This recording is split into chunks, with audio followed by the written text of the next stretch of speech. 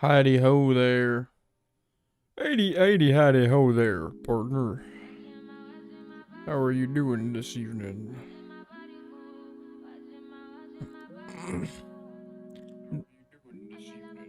Well, hello, partner, with the rich textures of chocolate mousse by Cole's grocery store.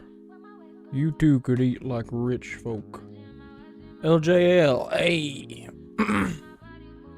Dexter Kennedy. All right, let me pop the old chat open here.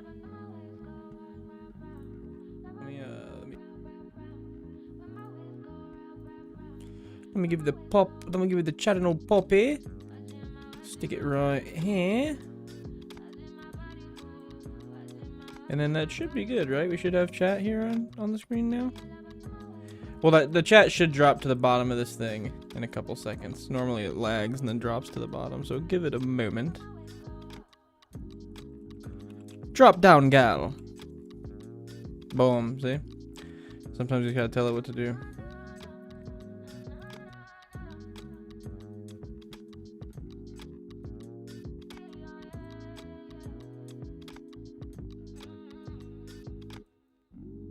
There we go. Okay, so I need that to be there. And that should be there. Boom. We're done.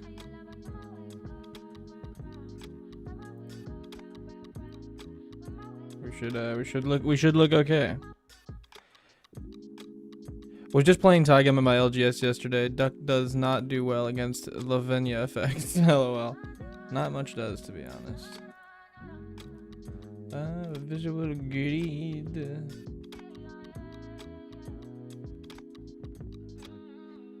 Oh. I thought you said it was tagged, dude. I'm so happy.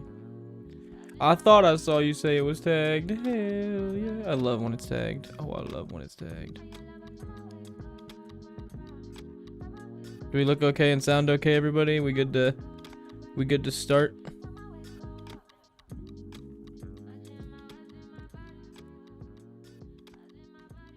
Just tagged it last night. Man after my heart, dude. Okay. So, LJL has submitted his Tygum Master Opportunist deck. I'm going to start by reading the commander this time, before we get into the form. 1 and a blue for a 2/2. When you cast your second spell each turn, copy it. Then exile the spell you cast with 4 times counters on it. If it doesn't have suspend, it gains suspend. So do you get 2 copies of the spell? Or does the original one go away into suspend and then start coming back with suspend counters?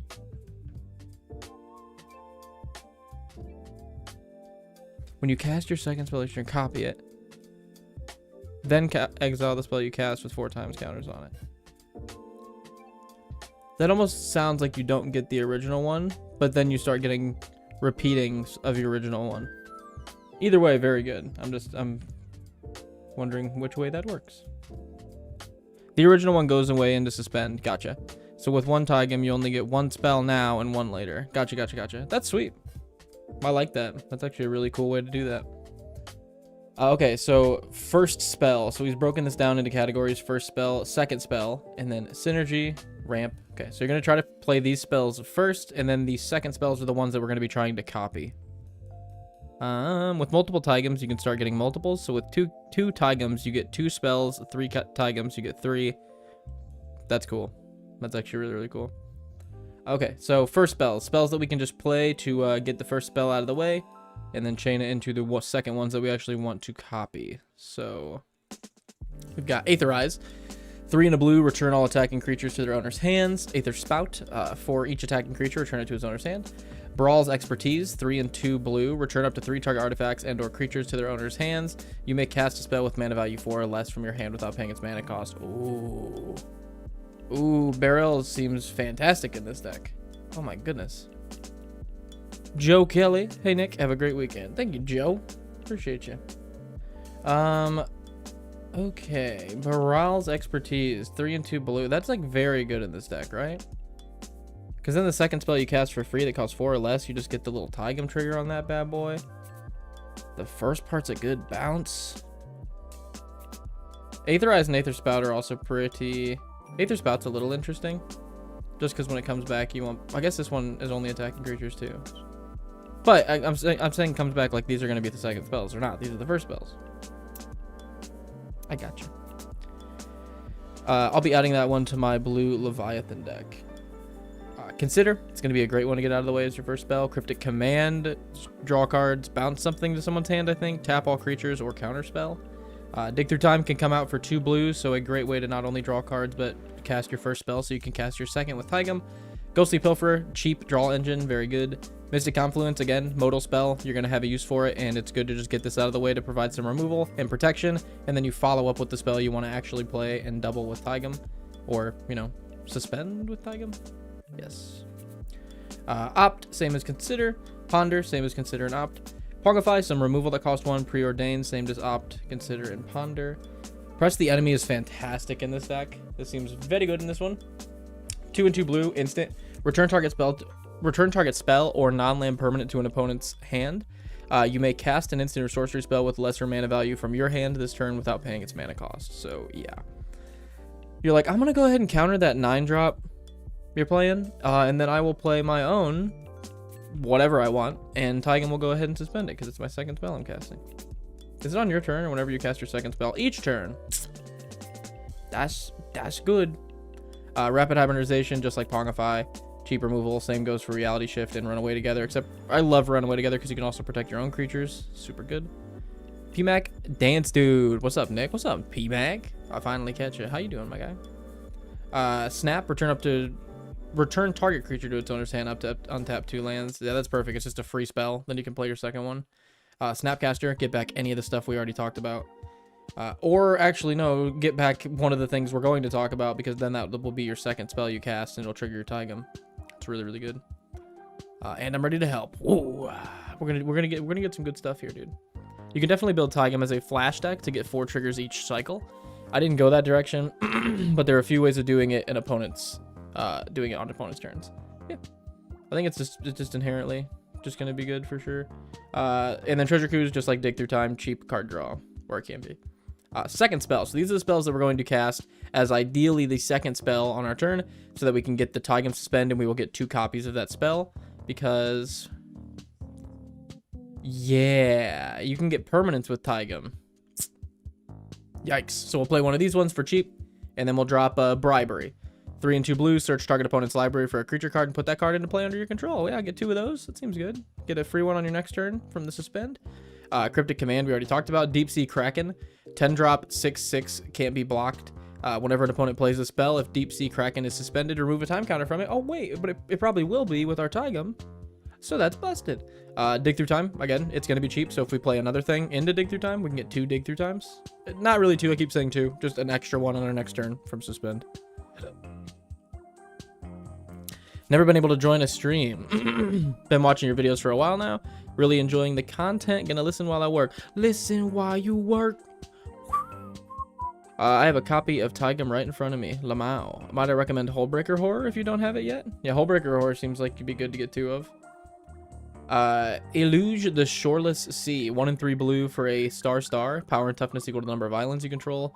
Whenever Eluge enters or attacks, put a flood counter on target land. It becomes an island in addition to its other types. The first instant or sorcery you cast cost 1 blue or 1 less to cast for each land you control with a flood counter on it. Ooh, that might be good in my Emmett Selch deck I'm working on. I have like a sub theme of like running cost reducers. So that actually might be kind of good. So yeah, getting 2 of those. Oh, you can't really get 2 of those. So why is this in your second spell one exactly?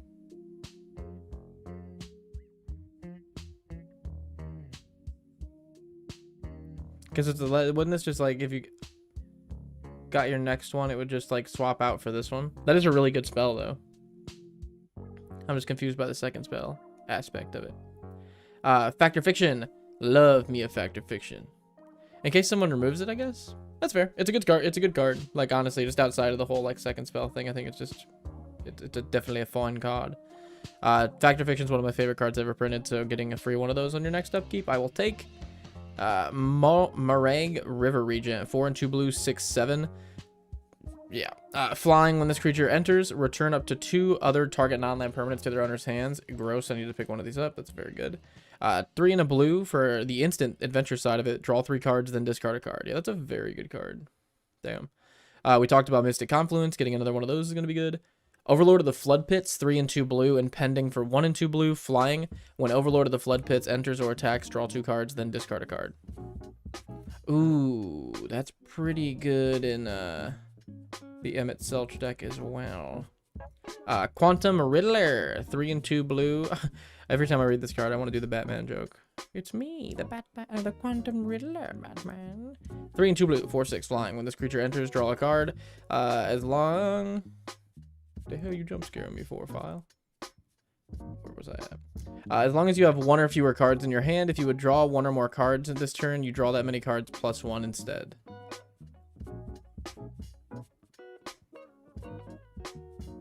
Does that work with like wheels? So like if I wheel with 7 cards, will I draw 14 cards or will I just draw like 8 and get the 1 extra?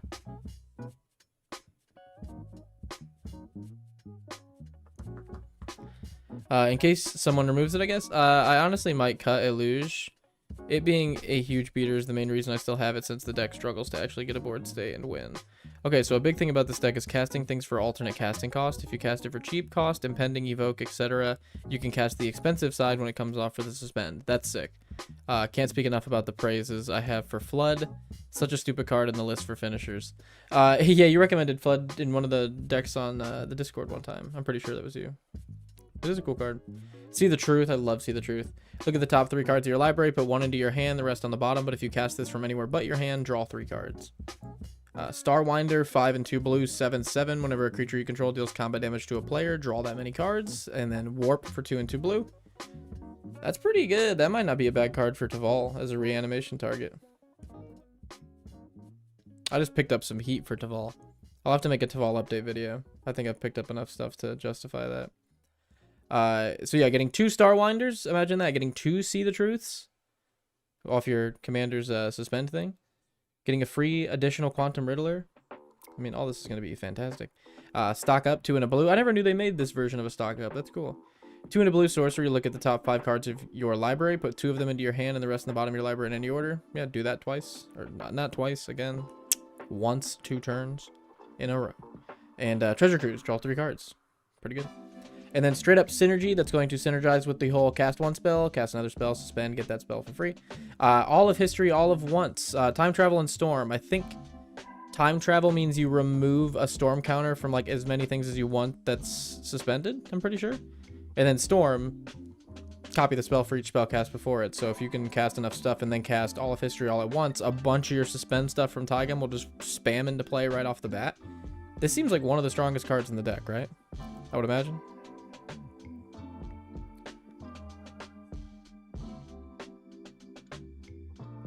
Careful about Starwinder, because it's not a May. You can deck yourself. True. Yeah. My steak is too buttery. Type death. Oh yeah, all of history is super good. Yeah, it's very, very good. Alphanod Levelure. 3 and a blue, 2/4. Partners with Asail Levelure. Vigilance, whenever you cast your second spell each turn, draw a card. Love it. Archmage draws us cards for playing instants or sorceries. Deca makes us fractal tokens when we cast non-creature spells. Errant can copy target spell you control that wasn't cast. That's nuts in this deck. Oh. Copy target spell you control that wasn't cast. How is a spell without being cast exactly? Because doesn't suspend still cast it?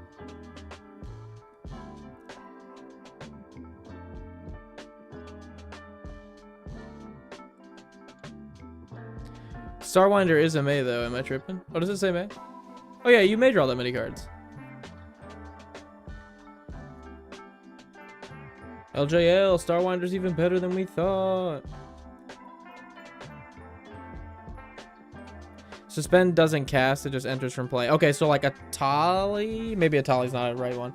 But stuff that just makes it like come directly into play instead of casting. Interesting. So, but like that wouldn't work for like a reanimation spell. Right? I couldn't like target the creature that's coming into play to copy it. Irenicus's Vile Duplication gives us another commander, which as LJL was saying in the chat, is very good because then you get tons of suspends. Joyra's Time Bug. You can choose target permanent you control with the suspend counter you own and remove a suspend counter from it. Ledger Shredder. Whenever an opponent casts their second spell, it connives. Love me some Ledger Shredder. That shit is a banger. Whew. Ooh-wee. Suspend doesn't cast, it just enters from play, I think. Wait, no, it casts, my bad. I had to confirm that via Gatherer. So if Suspend casts, does this work then? Because it says copy target spell you control that wasn't cast. That's weird. Mirror Room, Fractured Realm. Oh, gosh, I lost it. Woo! 2 in a blue for the first side. When you unlock this room, create a token that's a copy of a creature you control, except it's a reflection in addition to its other types. Who are we copying with that? Either way, the Fractured Realm is fantastic in this deck. The other side is 5 and 2 blue. If a triggered ability of a permanent you control would triggered an additional time, so we get 2 suspends every time. Quantum Misalignment, I just picked up one of these today. It's very good because, again, we get another commander.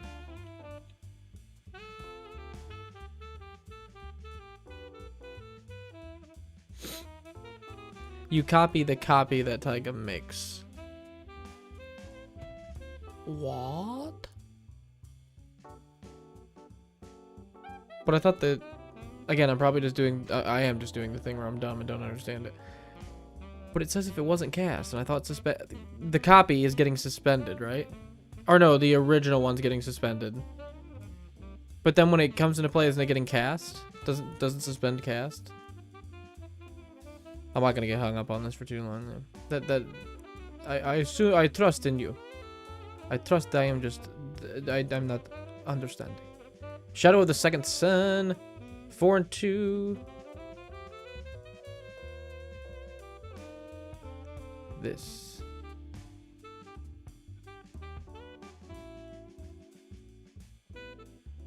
The original gets suspended and gets cast. The copy that is made off Taigam trigger is not cast. Oh.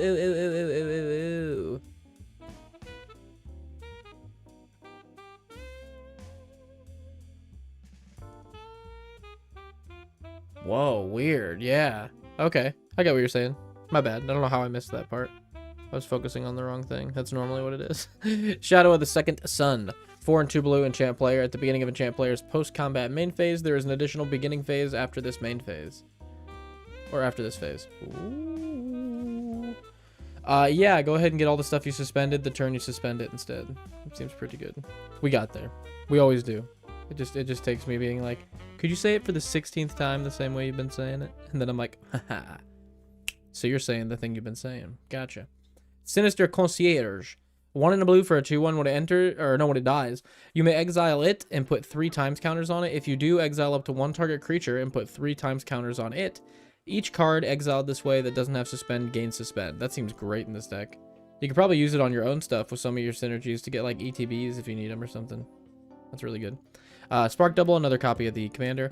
Sphinx of the Second Sun, just like Shadow of the Second Sun, gives you an additional upkeep. A Storm of Saruman, 4 and 2 blue enchantment, ward 3 when you cast your second spell each turn. Copy it, except the copy is a legendary. Oh my gosh. You could use that with your commander and then start popping off. That's fantastic. Oh, 1 second. Oh.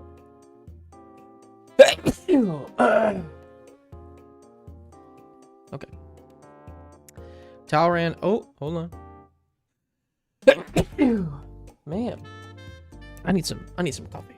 I need a little coffee.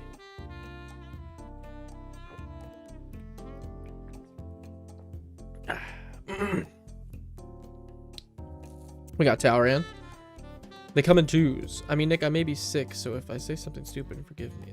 No, you're good. It's gonna be me a majority of the time that's stupid. And also sick, apparently. Or allergic to something in this room. What's in this room with me? Is it the ghost of buckwheat?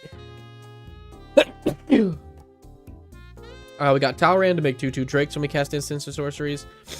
Time Beetle. 1 in a blue for a 1/1 Skulk. Whenever Time Beetle deals combat damage to a player, time travel. So we get to remove another time counter from everything. It's going to be good. Oh.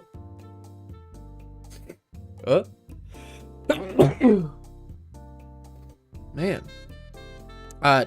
Tomb of Horrors Adventurer. What is this? 5 and a blue for a 4/4. When it enters the battlefield, you take the initiative. Whenever you cast your second spell each turn, copy it. If you've completed a dungeon, copy that spell twice instead. You may choose new targets for the copy. That's cool because if Tomb of the Horror Adventurer is your second spell, you'll get a copy of this, so you'll take the initiative twice. And then, like I said, with the whole, like, Sinister Concierge, you might be able to blink it again and get another ETB off of it. So, it just doubling your stuff's going to be good, and taking the initiative is enough value to run it, but then the potential that you might be copying stuff twice, if you can get some synergy going, that seems good. Twinning Staff. Twinning. 3 for an artifact. If you would copy a spell 1 or more times. Oh my gosh, my throat. Excuse me. I'm so sorry about this. This is so unprofessional. Oh my gosh. Can we get the makeup? Can we get hair and makeup in here? We don't have hair and makeup. I see. I've never seen anyone sneeze live. Well, that's because they're not human, dude. I'll let you in. I'll let you guys in. Even if my voice sounds ridiculous now. Twinning Staff. If you would copy something 1 or more times, instead you copy it that many times plus an additional time. You may choose new targets for the copy. It's weird that you have to say choose new targets for the copy every time. I get it, but it's just like, oh, every one of them says it. Pay 7, tap it, copy target instant or sorcery spell. You may choose new targets for the copy. Yeah, that's going to be good in here. Earthros Psychonesis? Whatever. This is a very good card. I was just looking at this at the shop today. The second spell you cast each turn costs 2 less. 2 in a blue. That's just a very strong card. Am I, like, crazy? I'm thinking that's just a very good card. Feels like a 3-mana 2 acceleration thing in blue. It's pretty good. Wibbly wobbly timey wimey. Time travel for 1 in the blue and draw a card. It's gonna be good. And then we got ramp here, including Thunderclap Drake, where we can copy stuff, and instants and sorceries cost 1 less to cast. That might be good in my deck as well. Thought Vessel or Thought Vessel. You have no maximum hand size. Tap it for a colorless. Anything else that's like deck specific here? Cage Sun, because it's so much blue going on here. Obviously, it's a blue deck. And then, yeah, there we go. Very cool build. Now it's time for the fun part. What do we got here for recommendations for LJLs? Yes, LJL's Tigum list.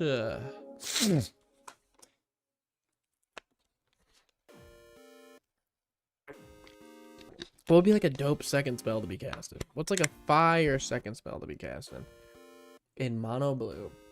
Let me take a look. Let me look through a couple of my decks, dude.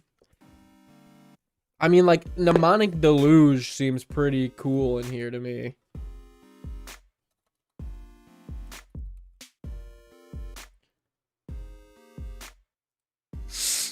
Exile target instant or sorcery card from a graveyard. Copy that spell 3 times. If you play this as your second spell, that actually seems pretty incredible. Oh, no, it's in black. Damn. There's a card that would have been so good, but it's in black. That Cellar Creep Spawn or whatever, where you cast stuff, you deal damage equal to the amount of mana that you like didn't spend to cast it. That would have been good. But I just picked up a bunch of new stuff for the Emmett Selch list, so there might be some stuff in here that would be pretty good.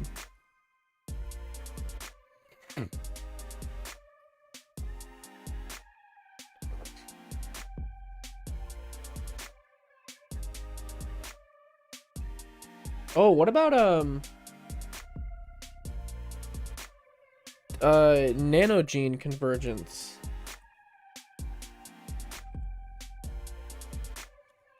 Hear me out here. Hear me out here, LJL. 3 in a blue sorcery. Choose target creature you control. Each other creature becomes a copy of that creature except it isn't legendary. So you will pick Tigum in every... I mean, like, I'm sure you run enough to make this useful. 24 creatures.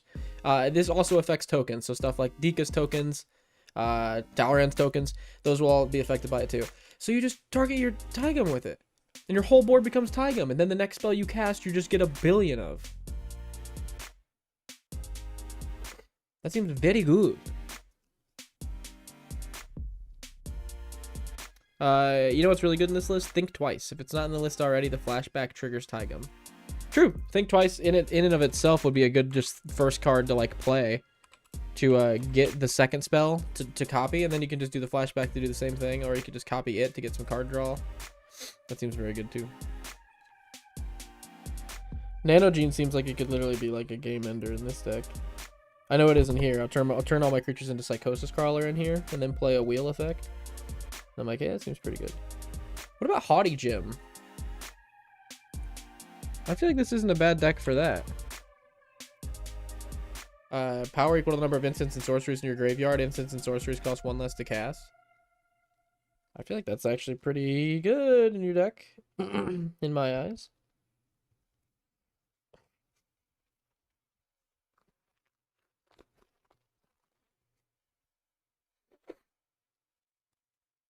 Shout out to Temporal, the miracle one. Hey, that's hilarious. That's actually the card I was looking through my Emmett Selch deck for. I couldn't remember the name of it. Temporal Mastery. Is that the one? Yeah. Yeah, this seems fantastic in your deck. Take an extra turn if you hit it off top for 1 and a blue. And in your Taigum deck, you could be like... Well, I guess most of the time you'd be hitting this as your first spell, but it's like whatever. You could still theoretically play it late game to double it. Or in this deck, just hit it early and just play it as the first spell, and then just take your extra turn, and on your extra turn, you get all your suspend cards. That could be good. Oh, Mind Splice Apparatus seems very good in this list. Mind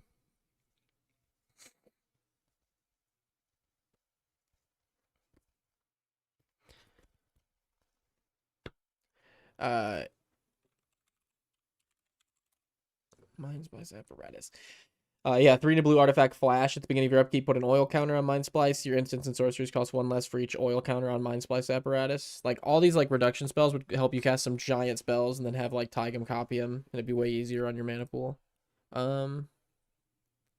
What's the card in blue that gives flashback? I know there are a few, but that would be a good direction to take this. Let's see if Lotus Refinery does anything with that.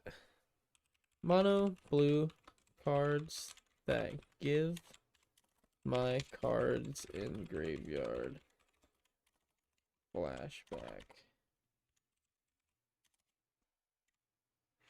What's up, mid-SQ? Or S2Q? I don't know what this is going to do, boys. Color blue, Oracle Flashback or Oracle Graveyard or Oracle Return. That will definitely come up with it, but that is a little broad. So let's go Oracle Gain Flashback. Let's see what that does for us. Okay, yeah. So let me submit an error report really quick. The response should have been something like color blue Oracle Gain Oracle Flashback. Okay. We got Snapcaster Mage, which I think is already in the deck, right? Like 99% sure I saw that in there already. Yeah, Snapcaster Mage is in there.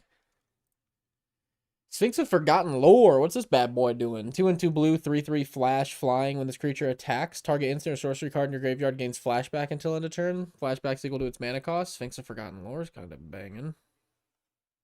It's a 50-cent card. That might go on my budget list. That's a banging card. Slick Shot Loot Picker. 2 and a blue for a 2/3. When Slick Shot Loot Picker enters the battlefield, target instant or sorcery card in your graveyard gains flashback until end of turn. The flashback is equal to its mana cost. What's cool about these is if you run enough, like if you do decide to run some of those cost reducers, like a few more of them, your instants and sorceries are going to be fairly cheap. So there could be a world where you play like a 1-drop instant or sorcery, and then the second spell you cast is actually the Slick Shot Lock Picker. And then you have like the additional upkeep cards firing off. Slick Shot grabs one thing, your extra upkeep fires off. Slick Shot gets copied, you grab another thing out of your graveyard. You can pop off with these things. I definitely like that. Choose a non-basic land type. Each land you control of that type becomes a copy of target creature you control until end of turn. What? All your islands become Taigum until end of turn? I don't know. That seems pretty good to me. I don't know how many like instant speed board wipes your playgroup's running, but that seems pretty great in this deck, actually.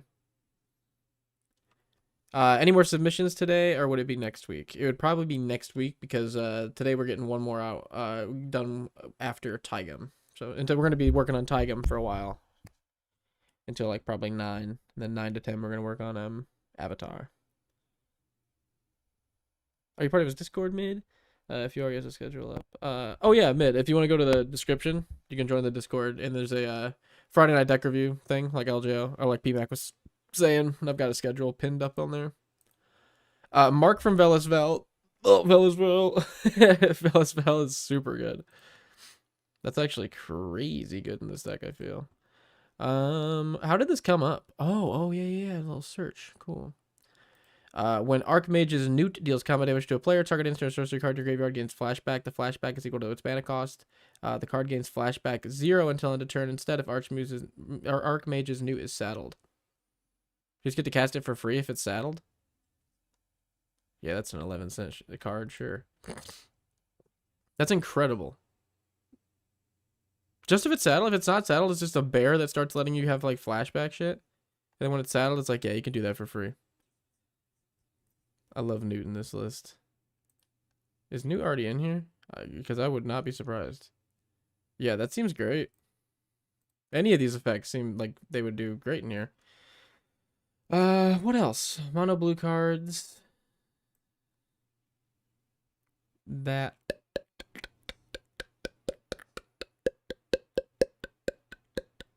It says the invite is invalid. Oh, I bet, dude. My Discord is such a pain with this shit. Is there any way... I don't know if people are allowed to invite to my Discord. I don't have my Discord open right now. I will fix that. When this VOD gets uploaded, Mid, or you can click on any of my recent videos. I think those are probably still working. We have people joining the Discord still, so I assume those are still working. I'm not sure why it's not working. Nick, I can check. Please hold. Nice. Okay, mono blue cards. That... Copy. I'll hold. That give benefits whenever we cast instants or sorceries.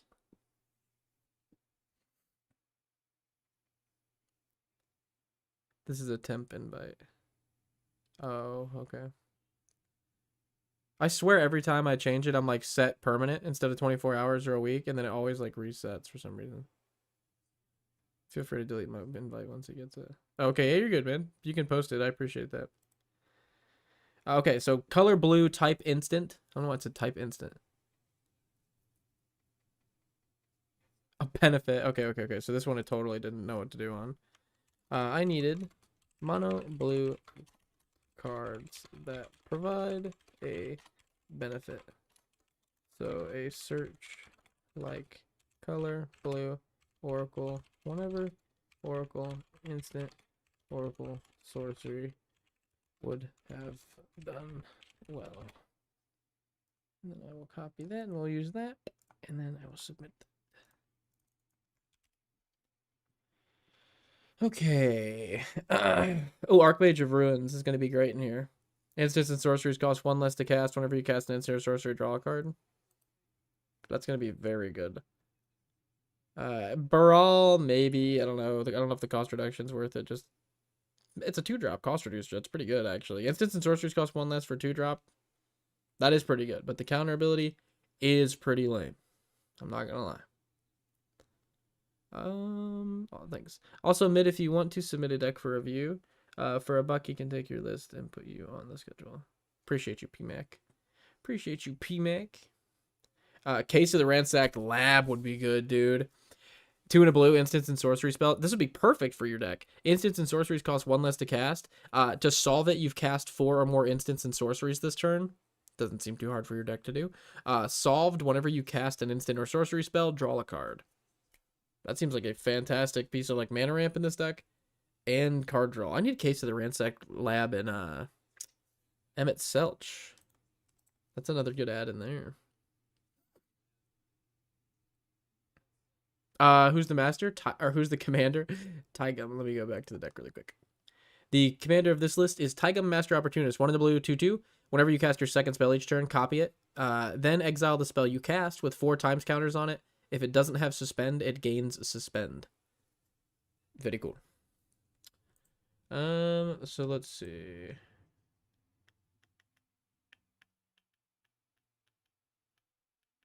I mean, I always like Mercurial Spell Dancer ever since my cousin ran it. I realized how busted this card is.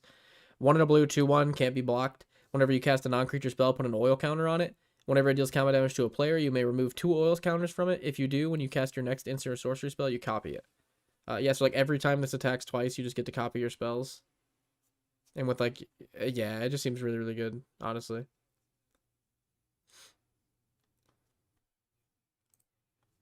think that card's great. Ooh. Oh, but it's a legendary. Because it wouldn't work if it was your second spell, but you do run stuff that could give you, that would let you copy Octavia. Octavia's interesting. It costs 8 less to cast if you have 8 instant or sorcery cards in your graveyard, which in this deck genuinely is not hard to do. So getting this out for 2 blue is not hard to do. The thing is, it won't be your second spell. It'll be your first spell, which is probably not bad. You play Octavia as your first spell for 2 blue, like late game, and then it hits, and then you play your second spell as like, what was that one in the sorcery? Quantum Misalignment. Then your second spell is Quantum Misalignment, and then Quantum Misalignment gets a rebound trigger. Or no, gets a suspend trigger from Tygum, and it gets rebounded from its own ability. So you're going to get 2 more Quantums on top of the original, so 3 more copies of your Octavia. And then whenever you cast an instant or sorcery spell, you'll make a number of 8/8s equal to the number of Octavias you have.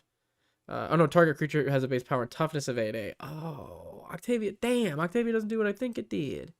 Is that still good in here? Because you run like 24 creatures. I feel like that's still not bad in here. Yeah, 24. Octavia's weird. I'm not sure. You do run quite a bit of kick creatures, but I don't know if it's worth running at that point. Make your Tygum an 8/8. That's always a route. What is the backside of this one? Oh, yeah. I'm not a big Planeswalker guy. Omnispell Adept for those instant or sorcery spells with that cost 4+. Omnispell Adept. I don't know if I've ever heard of that card. Oh, yeah. 4 in a blue for a 3/4, pay 2 in a blue, tap it. You may cast an instant or sorcery card from your hand without paying its mana cost. That's pretty sick. Start spell slinging with that bad boy. Mono blue cards that copy instants and sorceries.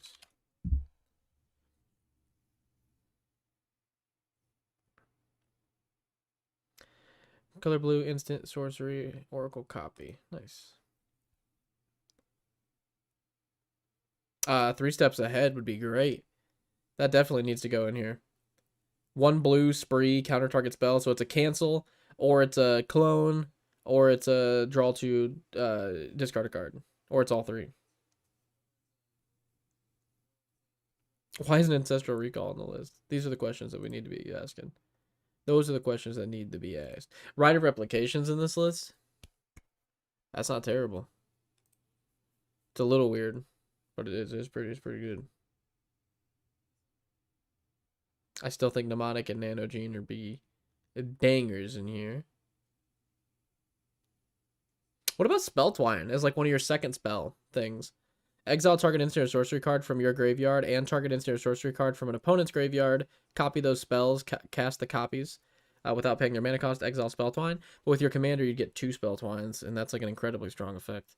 I love Spelltwine. I think it's a great card. Also, Newt should be in your list. Yeah, it should be. Like, hey, cool, I get to flashback my stuff for free. Yeah, flashback any of this for free would be great. What else do we got here? Let's see. Oh, Reenact the Crime. Oh, Reenact the Crime seems awesome in this deck. 1 in 3 blue for an instant. Exile target non-land card in a graveyard that was put there from anywhere this turn. Copy it. You may cast the copy without paying its mana cost. Like if someone board wipes, it's like a cool way to protect your commander. It's a cool way to like get back a spell you cast. But if your commander's in play, you could like Reenact the Crime as your first spell, and then get something from your graveyard and cast it as your second spell, and then have your Tigum trigger on the second spell you got back from graveyard with Reenact, and then suspend it. That's pretty sick. Reenact's actually really fire in this deck. Oh, yep. The commander of this deck, Tigum Master Opportunist. Let me do something really quick. Please hold. Please hold. Please bloody hold.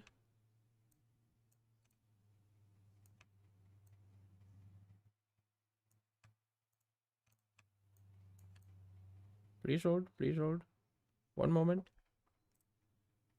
Add an image. Yes. Yes. Tigum, yes.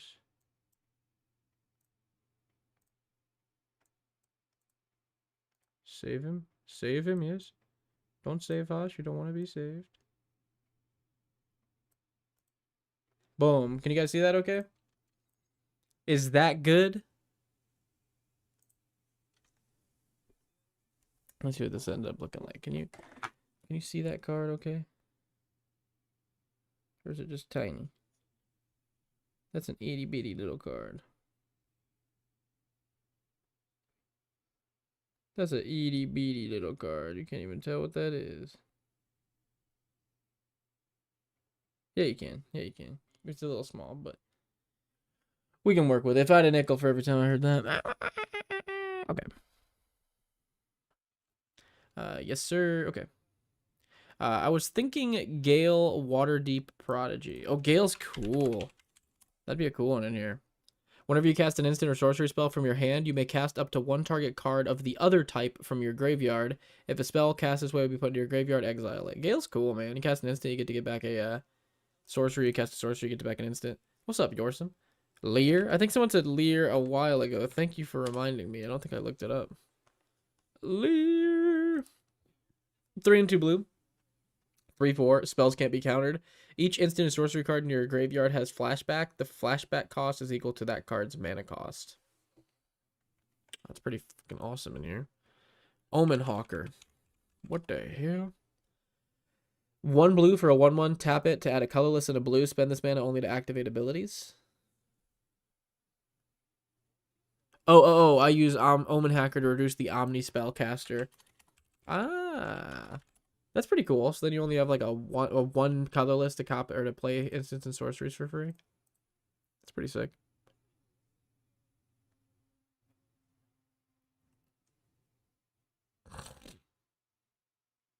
Let me get a look at you again. Let me get a look at you again. 2 to blue, 2/2. Whenever you cast your second spell, you turn copy it.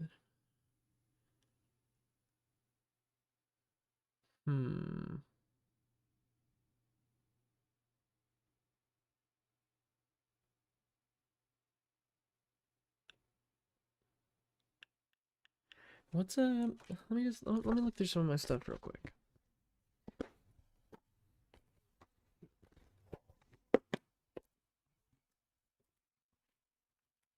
Mono blue, so it's a little difficult, but it's all right.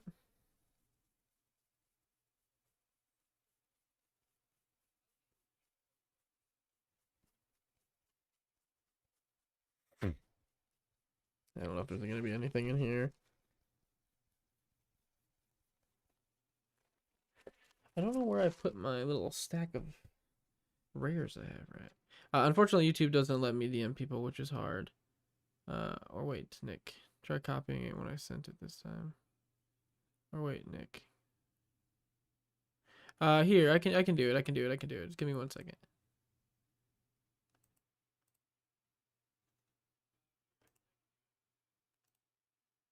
Let me open my Discord. Let me go to our Discord now real quick. Let me open my Discord. Let me open my Discord now real quick. Okay, so edit. So you can see me doing this right now live, dude. Edit. Never. I want this link to never go away. And then the link will just inevitably go away. There's the Discord link, everybody. Okay. Tigum. Son of a bitch. Where's my backpack? My backpack.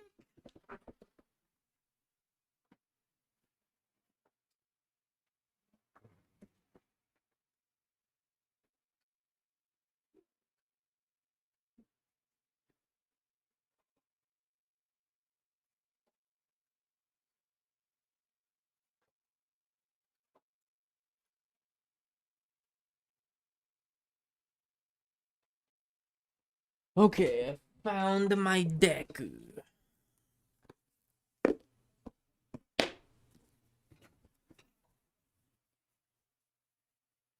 Anything in here that would be good?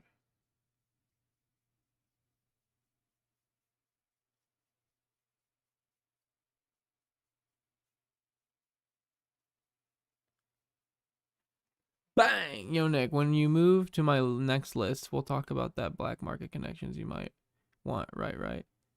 Oh, yes. I forgot about that. Yes. I still have that stack of cards chilling. I don't see anything in my list that would be good in this list. Unfortunately. I mean, he's not a rogue, is he? He's a monk. Do you have any rogues in here? If you have a rogue in here, hold on a second. Hold up. Wait a minute. This just became gross. Hang on. What about a notorious throng, dude? Peep this. Peep this snwinch. 3 in a blue. Tribal instant sorcery or tribal sorcery rogue. Create X 1/1 black fairy rogue creature tokens with flying, where X is the damage dealt to your opponents this turn. Not great. I mean, you'll have a bunch of flying tokens maybe from like your Talrand, and you'll have like your commander maybe smack him, but you won't have a ton of damage. So the token part's whatever. But you do run.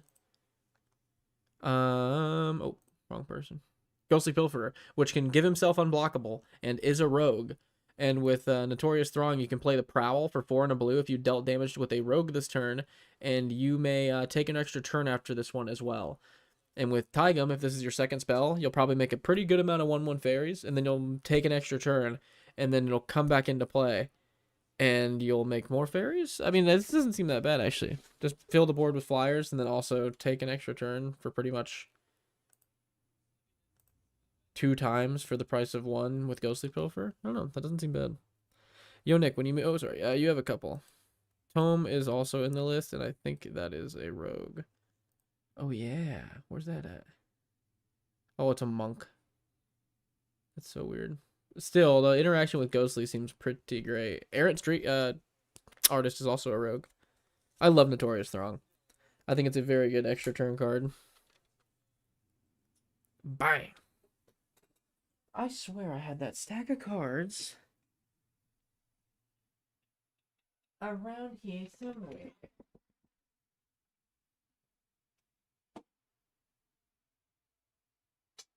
I don't know what I do with cards half the time. Feels like they just disappear.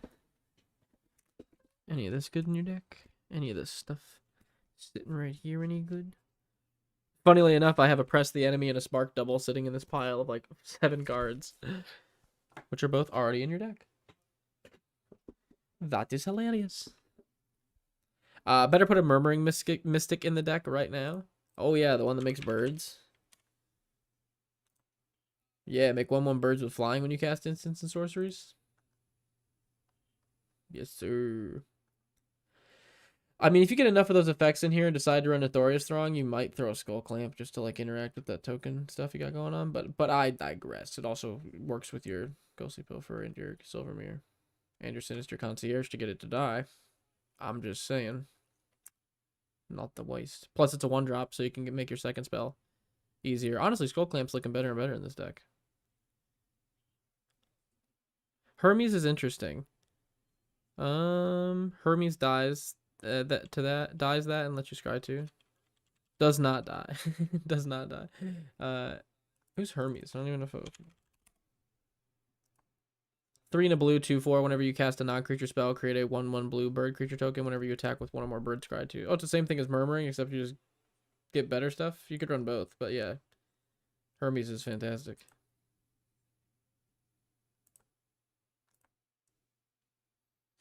It does not, that dies. Notorious Throng is great, and Marlin, Fey Ascendant also. Notorious Throng, I love this card.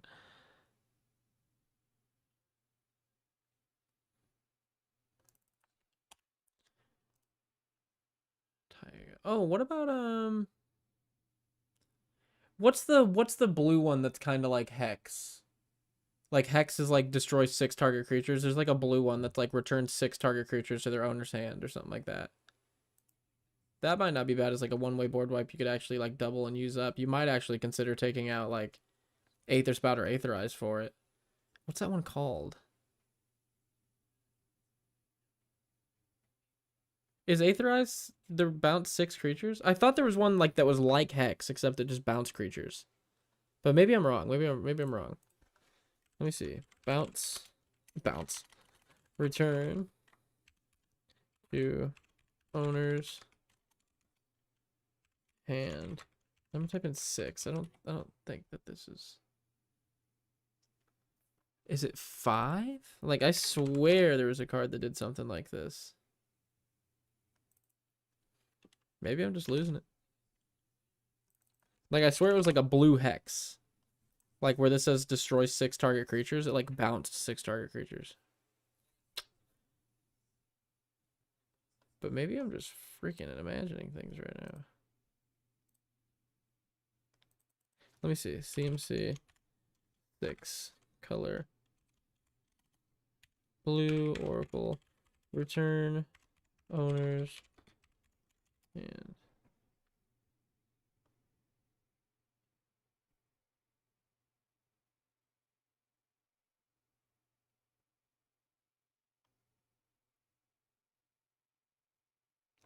wow, that must be a.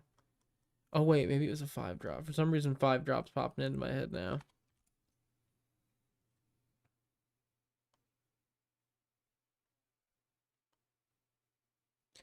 It's the greatest cope of the century, dude. This card doesn't seem to exist.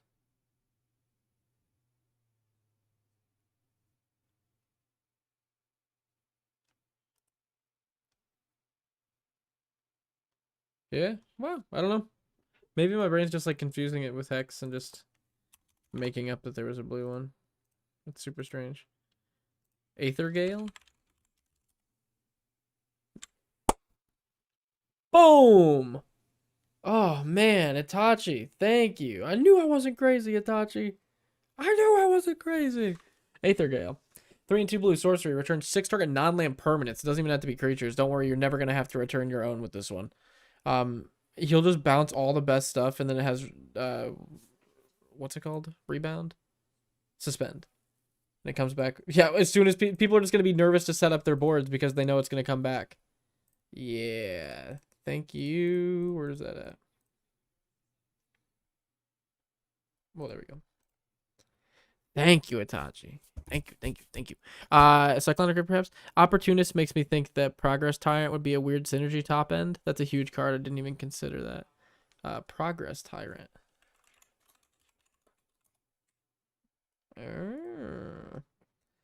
5 and 2 blue, 5/5. When you cast an instant or sorcery or artifact, copy that spell. You may choose new targets for the copy. And then whenever an opponent casts an artifact, instant or sorcery spell, counter that spell. This ability only triggers once each turn. Yeah, that's incredible in this deck. Especially because you have a couple of ways to copy it. Which is Yuckerstoinch. Yuckoslovakia. Yeah, that's incredible. In here. Dikers. Make sure I didn't miss anything else in here. Hermie. Oh yeah, Mockingbird. Mockingbird is awesome in this deck, I think. Because with Mockingbird you can pay 1 blue and then make X 0 and then copy just a token in play. So if anyone has a big-ish token, you can pay 1 blue and just have a token copy of that thing, except that, or have a copy of that thing except that it's a bird and is flying. So if someone has like a 5/5 worm token with trample, you have a 5/5 bird worm with trample and flying for 1 blue. And then also paying 1 blue to do that is really, it easily sets up Tygam's second spell ability. So I think Mockingbird's actually a really good one. Progress Tyrant. It's also pricey as yeah. It's how much is it? 30 now. Oh, it's not that much. It's $6 for the Phyrexian one. That's way less than I thought it was gonna be. Love that Tweety bird. It is really cool. Where's that? Where'd that bird go? Mockingbird. Is there an alt art from Mockingbird? There is. And it's very cool. Oh, what's that one dude's name from this set from Bloomborough? He like does combat damage and no, never mind. I thought he copied spells, but he turns something into like a 1/1 and like shuts off its abilities or something like that. Like that's a cool card though. I need one of those. Oh, how much is Mockingbird? Okay, $4. Yeah, Mockingbird $4. That's not bad. Not bad, not bad. It's also really good in this deck. I like that a lot. Okay, so let's see. Let's go here and go mono blue cards that create tokens when we cast instants and sorceries.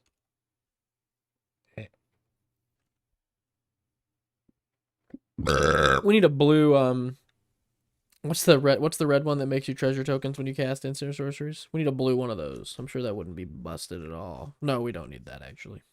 I just thought of counter spells. I'm like, we don't need that at all actually. Color blue, create token, instant sorcery. Yeah, sure. Oh, no. Does it type instant sorcery?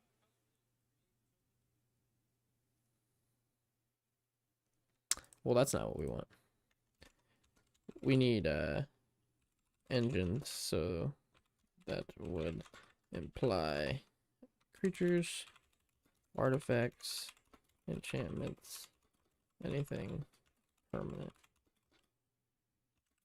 So color blue, oracle create, oracle token, oracle whatever, oracle instant, oracle sorcery.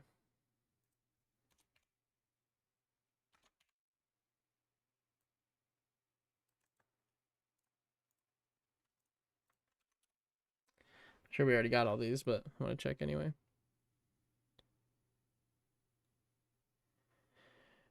Not bad. Get a played copy. It's reasonable. Yeah.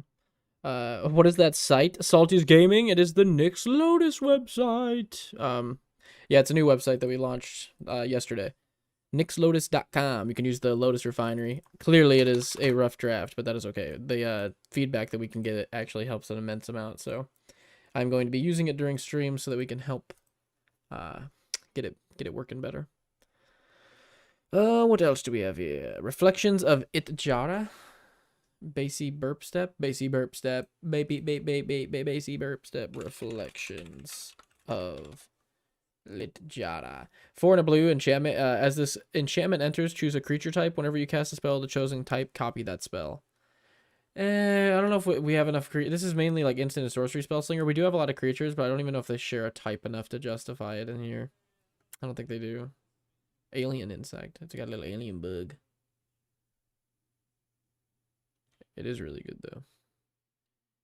Litiara, yeah,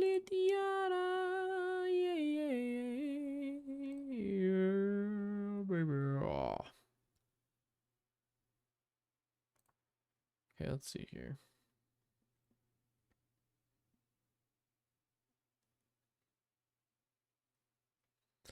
This is kind of cool. I don't know. I think this is kind of cool, especially since you run a bunch of stuff that makes tokens when you get instant or when you play instants and sorceries. Splashy Spellcaster, 3 and a blue for a 2/4. When you cast an instant or sorcery spell, create a sorcerer roll, then attach it to one target creature you control, and the sorcerer roll gives +1/+1, and whenever this creature attacks, scry 1. Just like fix your draws and upgrade your tokens that your other stuff's making. That's interesting. I've never seen that card. But definitely interesting. There's Storm Chaser's talent, but I think that's worth... Oh, it's only $5. Get a 1/1 otter with prowess, and then start making tons of 1/1 otters with prowess, and recur something at level 2. That's not bad.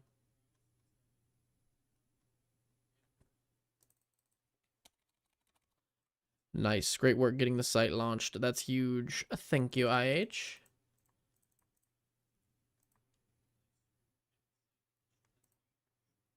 What are we thinking? What are we thinking? What are we thinking here?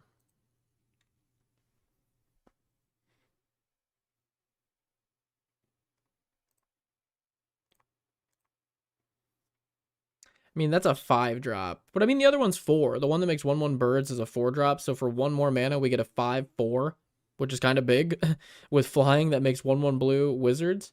And then if you control 3 wizards, it transforms and starts making you 1/1 blue wizards. That gives your wizards +2/+1 until end of turn. And it has flying. That's not bad. I mean, for 1 more mana than the one that makes birds, that's like quite a bit more value and power on board. Hermes, Overseer of Elpis. I think Hermes got recommended a second ago. Not a second ago, like earlier in the stream. But this guy, yeah.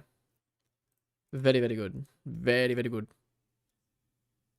Is he running Rewind and its cousins? He's running one of them that untaps your land. I type in cousins. He's running one of them that untaps your lands, but I don't think he's running Rewind. Rewind's great. Counter target spell, then untap 4 lands. Then you can easily set up your second spell during other people's turns. He definitely runs one of those that set that up, and I can't remember what it was. Let me see here. Snap. Return target creature to its owner's hand and untap 2 lands. One of the cousins is in the deck here. Rewind's great.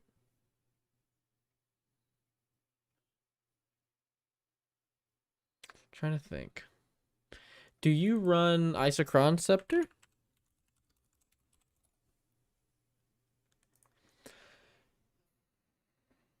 Isochron Scepter seems interesting. How many instants and sorceries do you have that cost under 2?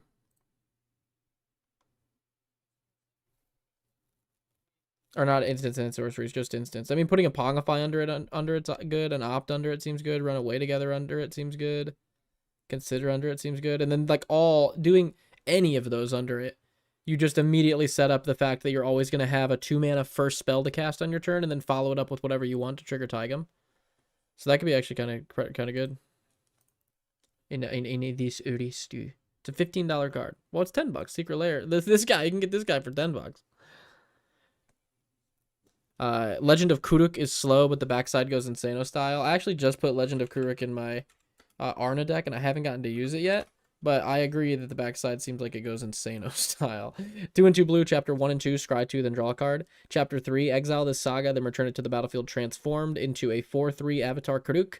Whenever you cast a spell, create a 1/1 colorless spirit creature token with this creature can't block or be blocked by non-spirit creatures. Exhaust, waterbend 20, take an extra turn after this one. Yeah, sure, I could dump 20 mana or my tons of 1/1s I'm getting off every spell I cast into taking an extra turn after this one. It's so good. It's such a busted card. Every spell turning into a 1/1 spirit that can't be blocked by non-spirits. Sign me up. Sign me up. On a 4-drop card draw spell, sign me up. Sign me up for that. It's like, do you like Harmonize with 1 less card draw, but it scries both times and then turns into a giant token creator? Yeah, I do too. The spirits being unblockable is way more relevant than it seems, especially in Arna, because Arna's built around putting 1/1 counters on everything and then doubling them with Arna. So if I can get those 1/1 counters on these, that seems like a really good way to win the game here. All right, we're going to wrap this up here shortly. It's almost 9. So if you got any more suggestions, drop them in the chat. I'm going to go grab another glass of coffee, and then I will be back and we'll check out the suggestions that are in chat, and we'll move on to the next deck.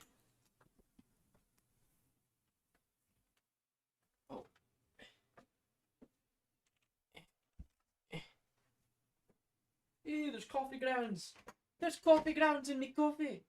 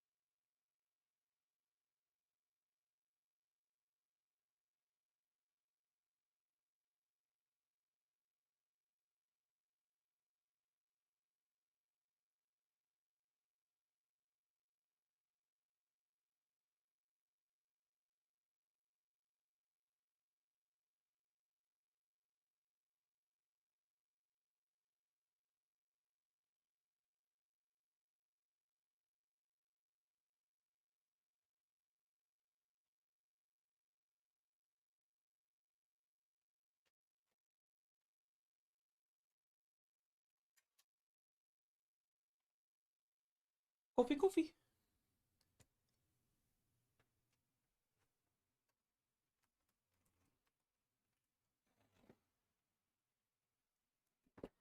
What do we got here?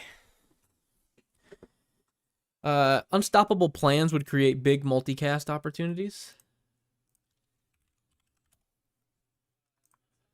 2 in blue for an enchantment at the beginning of your end step. Untap all non-land permanents you control.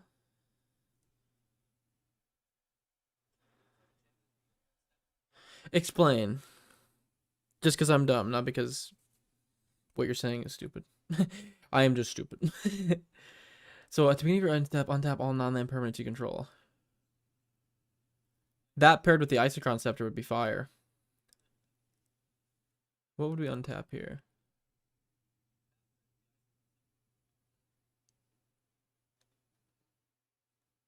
I do like this card a lot. For them trinkets. Yeah, you're right. Totally. All his mana rocks are artifacts, so you'll just untap all those and then get to use them during other people's turns. That's a pretty cool one, actually. Where's that at? There we go. If they need something to recursively cast as a first spell, Una's Grace is amazing for that. Oh, yeah.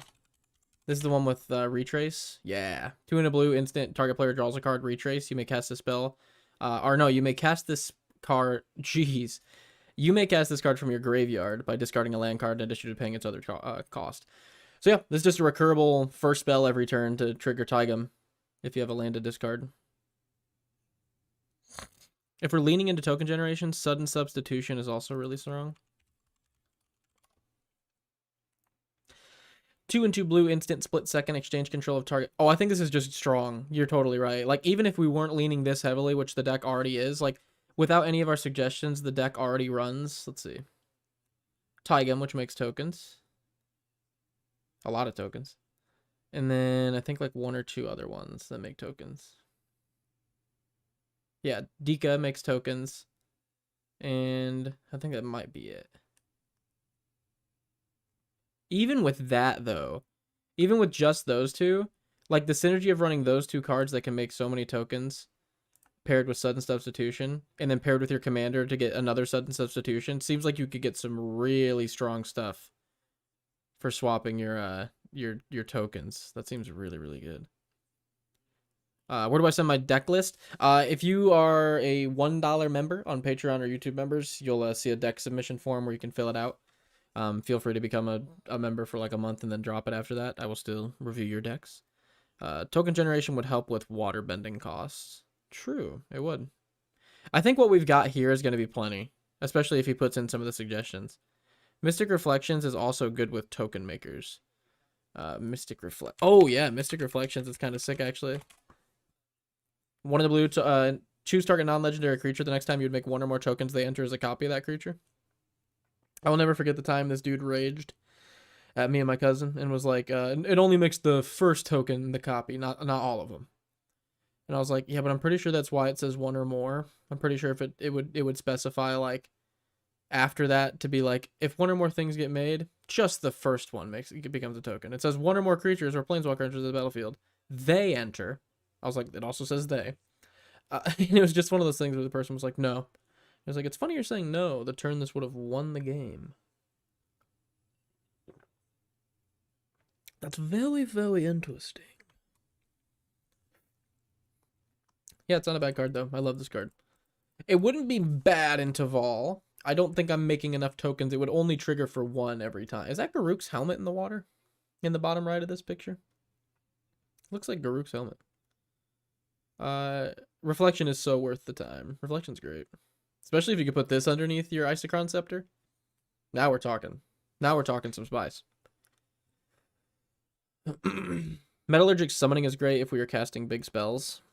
We actually do have some big spells in this deck.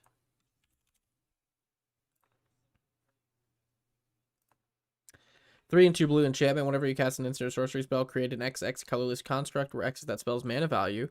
Pay 3 and 2 blue, exile Metallurgic Summoning. Return all instants and sorcery cards from your graveyard to your hand. Sure. That doesn't seem bad.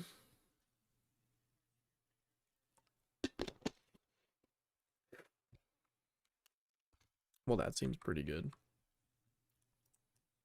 All right.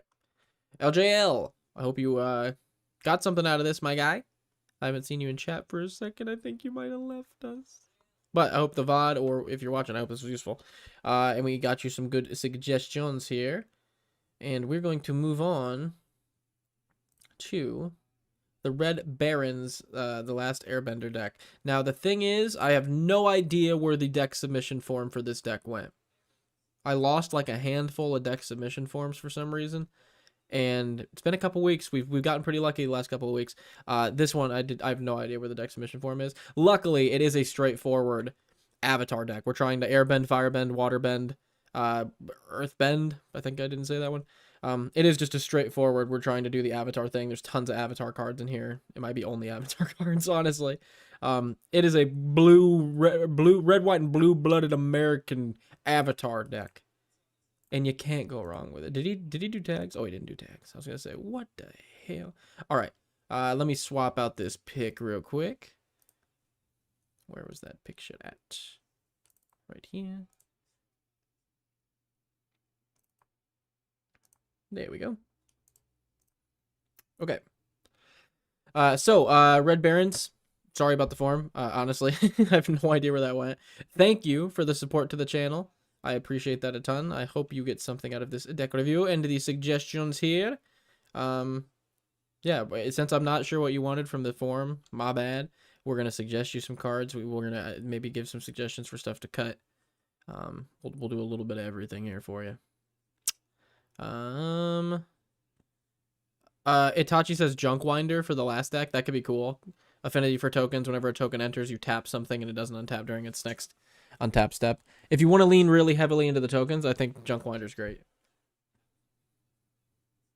Somebody opened some Avatar boxes. Yeah, dude, for sure. He's got tons of Avatar shit. Okay. Avatar Aang. It sounds super nasally, but I heard someone say Ong one time, and I was like, that sounds wrong. More like wrong. Red, green, white, and blue for a 4/4.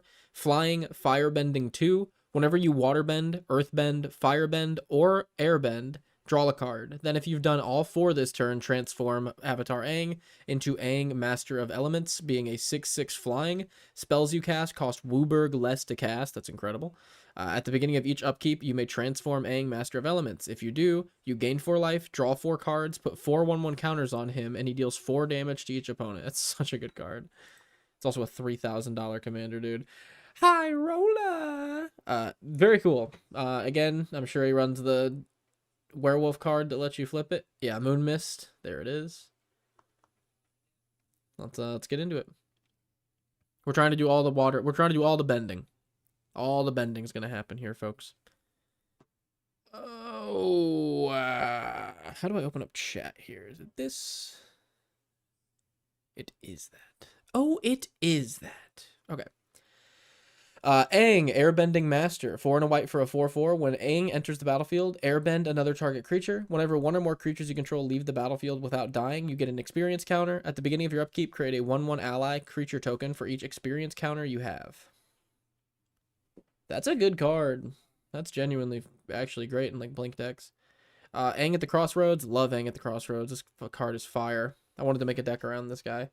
2 a green, a white, and a blue for a 3/3 flying. When Aang at the Crossroads enters, look at the top 4 cards of your library. You may put a creature that costs 4 or less from among them into the battlefield. Put the rest on the bottom of your library in a random order. Whenever another creature you control leaves the battlefield, you may transform Aang into Aang Destined. Oh, it's the same on both sides, except he's like, woo. Huh, cool. Aang Destined Savior, being a 4/4 flying. Land creatures you control at Vigilance. At the beginning of your combat, Earthbend 2. Then we got Aang Swift Survivor, or Savior, sorry. Being 1, a white, and a blue for a 2/3 flash flying. When Aang enters, airbend up to 1 other target creature or spell. Ooh, or spell. I'm going to save this Aang. That Aang's actually really good.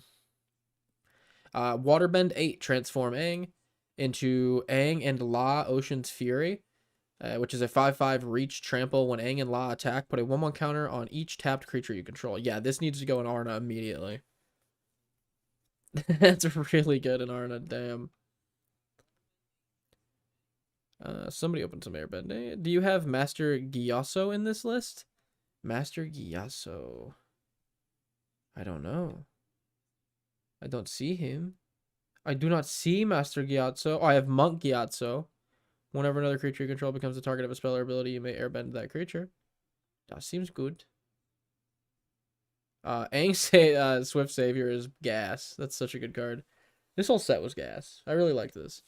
Appa Steadfast Guardian. 2 and 2 white for a 3/4 flash. Flying. When it enters, airbend any number of target non-land permanents you control. Whenever you cast a spell from exile, create a 1/1 ally.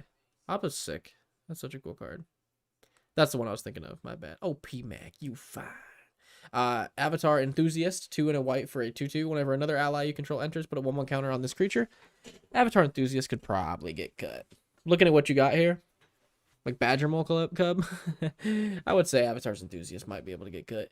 Avatar Roku Firebender. 3 and 3 red, 6/6. When a player attacks, add 6 red mana until end of combat. That's crazy. You don't lose that mana. So you get Firebending 6 whenever anybody attacks. And then 3 red, target creature gets +3/+0 until end of turn. That is a sick card. This makes me want to run Reanimator that can be red, because that is very cool. I want to cheat that into play. Badger Mole Cub. 1 and a green, 2/2. When this creature enters, Earthbend 1. Whenever you tap a creature for mana, add an additional green. It's an incredibly good card. Boomy Unleashed. 3 a green and a red for a 5/4 trample. When Boomy enters, Earthbend 4. When Boomy deals combat damage to a player, untap all lands you control. After this phase, there's an additional combat phase. Only lands can attack during it. Seems really good. Earth King's Lieutenant. Green white 1/1 trample. When this creature enters, put a 1/1 counter on each other ally you control. Whenever another ally enters the battlefield, put a 1/1 counter on this creature. So there's like a sub theme of allies going on. So we got Avatar Aang with a ally sub theme. Great Divide Guide. 1 and a green, 2/3. Each land and ally can tap for any color. Hakoto Selfless Commander. 3 and a white for a 3/5 vigilance. You may look at the top card of your library. You may cast allies from the top. Sacrifice Hakoto. Creatures you control get +0/+5 until end of turn and gain indestructible. That sacrifice is pretty good, actually. I'm assuming this is Aang allies. That's kind of what I'm assuming as well. Haru Hidden Talent. 1 and a green for a 1/1. Whenever another ally enters the battlefield, Earthbend 1. Iroh, Dragon of the West. 2 and 2 red for a 4/4 haste. Mentor. At the beginning of combat on your turn, each creature you control with a counter on it gains firebending 2 until end of turn. Yeah, I'm definitely thinking about a lot of the old school allies like Ondu Cleric that need to go in here. There's like the double strike one. Like there's a bunch of them that seem really good in here. Iroh Grand Lotus. 3 a green, a blue, and a red for a 5/5 firebending 2. During your turn, each non-lesson instant and sorcery in your graveyard has flashback. The flashback cost is equal to that card's mana value. During your turn, each lesson card in your graveyard has flashback 1. Sure. Why not on that one? I'm thinking the Merfolk allies. Ooh, okay. Okay. Katara the Fearless. Green, white, blue, 3/3. If a triggered ability of an ally triggers, it triggers an additional time. Katara Waterbending Master. 1 and a blue for a 1/3. Whenever you cast a spell during an opponent's turn, you get an experience counter. Whenever Katara attacks, you may draw a card for each experience counter you have. If you do, discard a card. This might not be a bad card for Taigam. Because you're going to be doing your stuff during other people's turns a lot in Taigam. You might just make a little like unit out of Katara that starts drawing you a bunch of cards. I don't think $22 is worth it, but yeah, it's a good card. Katara Water Tribe's Hope. 2 a white and 2 blue. Vigilance. When it enters, create a 1/1 ally. Waterbend X. Creatures you control become XXs until end of turn. X can't be 0. Activate only during your turn. Okay. So it's like the mirror mimic or whatever it's called. Mai and Zuko. 1 in Grixis for a 3/5 firebending 3. You may cast ally spells and artifact spells, though they had flash. That's going to be good. It's pricey, but yeah, super good. Yo, checking in. What's good? What's up, Tyler Deans? How are we?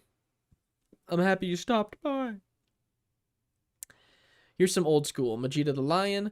While all your boys are airbent, activate Majida using lessons that you can flash back, then return your boys to an empty board.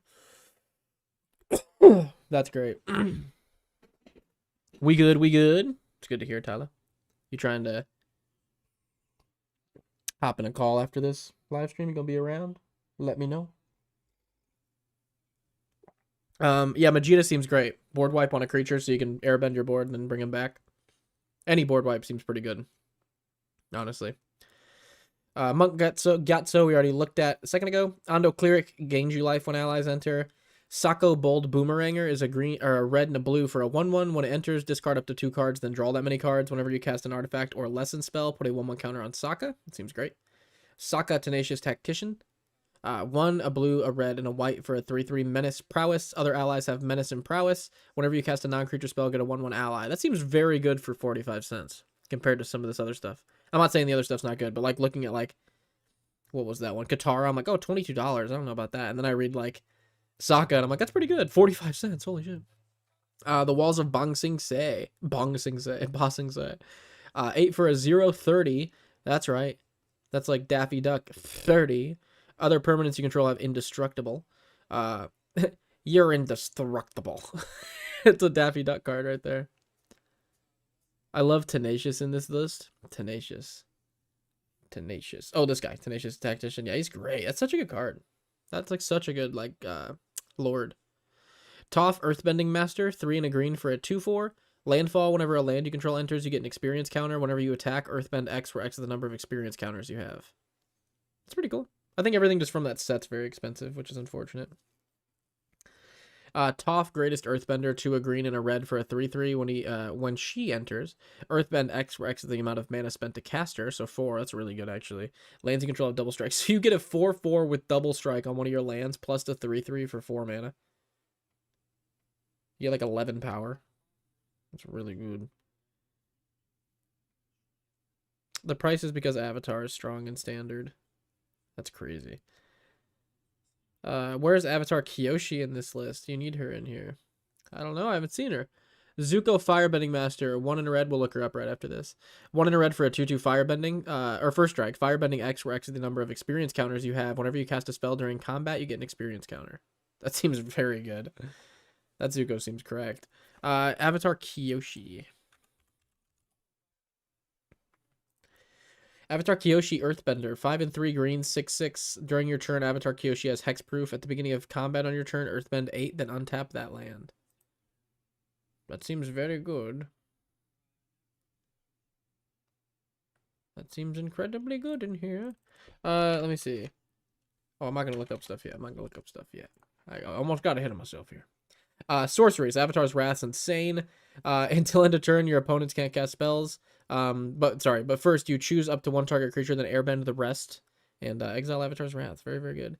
Expressive Iteration. Blue and a red. Look at the top 3 cards of your library. Put 1 of them into your hand, 1 on the bottom, 1 on top. And then exile 1 of them. You may play that. Oh, put 1 on the bottom or top, then exile the other, and you may play until end of turn. That's such a good card. March from the Tomb. 3 a red, 3 a white and a black for a sorcery. Return any number of allies from your graveyard into play, with a total cost of 8 or less. Ponder. Scarring Memories. 3 and a black for a sorcery. You may cast the spell as though it had flash. If you control an attacking creature, target opponent sacrifices a creature of their choice, discards a card, and loses 3. It's gonna be good. Shared Roots is just a rampant growth. And United Front, X and 2 white for a sorcery. Create X/1/1 allies until end of turn, then put a 1/1 counter on each creature you control. That seems very good. I need to get that for Arna as well. That's both things I need to do in that deck. Okay, as far as instants are concerned, we've got Teferi's Protection to pretty much phase us out of the game for 2 and a white. Not pretty much, do exactly that. Allies at Last, being 2 and a green for an instant. Affinity for allies, so it's going to come out for 1 green. Up to 2 target creatures deal damage equal to their power to another creature. And then, let me see here. Deflecting Swat. You can, for free, switch the target of an instant or sorcery. Deny entry, counter target creature spell, draw a card, then discard a card. Earth Shape. 2 and a white for an instant. Earthbend 3. This is a cool card. Then each creature you control with power less than or equal to the land's power gains hexproof until end of turn. Until the end of turn. And then you gain hexproof until end of turn. That's very cool. Wow, I really like that card. A white card that earthbends. Something about that feels right. Energy Bending. 2 for an instant lesson. Lands you control gain all basic land types until end of turn. Draw a card. Sure, I guess. In a 5-color deck, like, I'm genuinely sure. Just 2, it'll filter itself out anyway with the draw. Enter the Avatar State. 1 blue or 1 white for an instant lesson. Until end of turn, target creature you control becomes an avatar in addition to its other types. Gains flying, first strike, lifelink, and hexproof. That one might be able to go too, I think. Force of Negation, just going to be good. Free counterspell. Why not? Inspiring Call, draw a card for each 1/1 counter on creatures you control. Creatures you control gain indestructible. Lightning Bolt, deal 3. Lightning Strike, deal 3. Moon Mist can 1 in a green. You transform all humans you control. This was made for werewolves, but it works on Avatar Aang, so you can flip Avatar Aang and all your other avatars for free, or for 1 in a green, which is nuts. Mystic Tutor, good tutor. Redirect a lightning. Go ahead and change the target spells or abilities. And Searing Touch, 1 red, buyback 4. Searing Touch deals 1 damage to our creature or player. What is Searing Touch in here for? Exactly. Yip Yip, 1 white for an instant. Target creature you control gains +2/+2. If that creature is an ally, it also gains flying. I think that can probably get cut as well.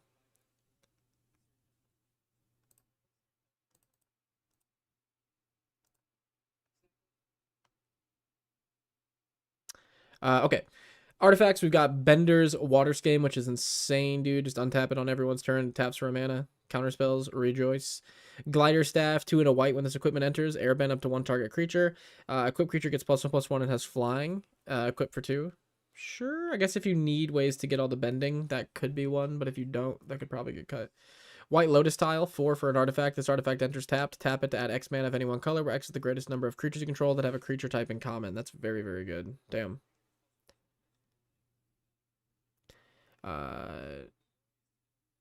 Nico Lotus. Do you reveal what's in deck submissions in your Discord? I used to. That was the original place that I did it, but then like a good like almost 200 decks came in, and I was like, well, this is far too many. So the deck reviews now are for patrons or YouTube members, but like the lowest tier is $1. So if you want to become a patron or YouTube member for a month, then throw me $1 and submit your decks, and then stop being a patron after a month. I will definitely still review them. You'll see a little deck submission form on the site. Aang's Iceberg. 2 and a white for an enchantment flash. When this enchantment enters, exile up to 1 target non-land permanent until it leaves. Waterbend 3, sacrifices enchantment if you do scry 2.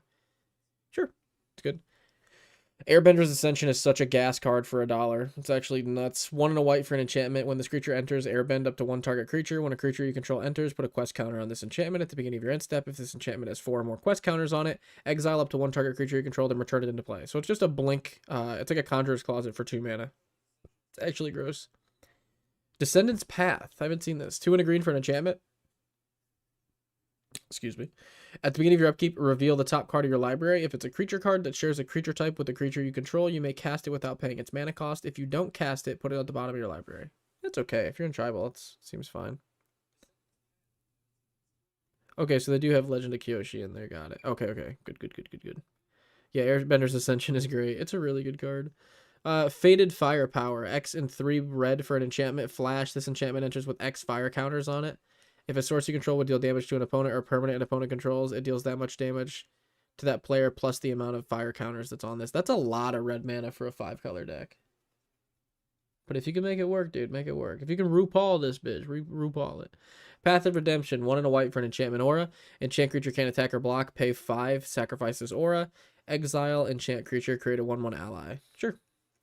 Seismic Tutelage. This is a sweet looking art. 3 and a green for an enchantment aura, enchant creature. When this aura enters, put a 1/1 counter on enchanted creature. When enchant creature attacks, double the number of 1/1 counters on it.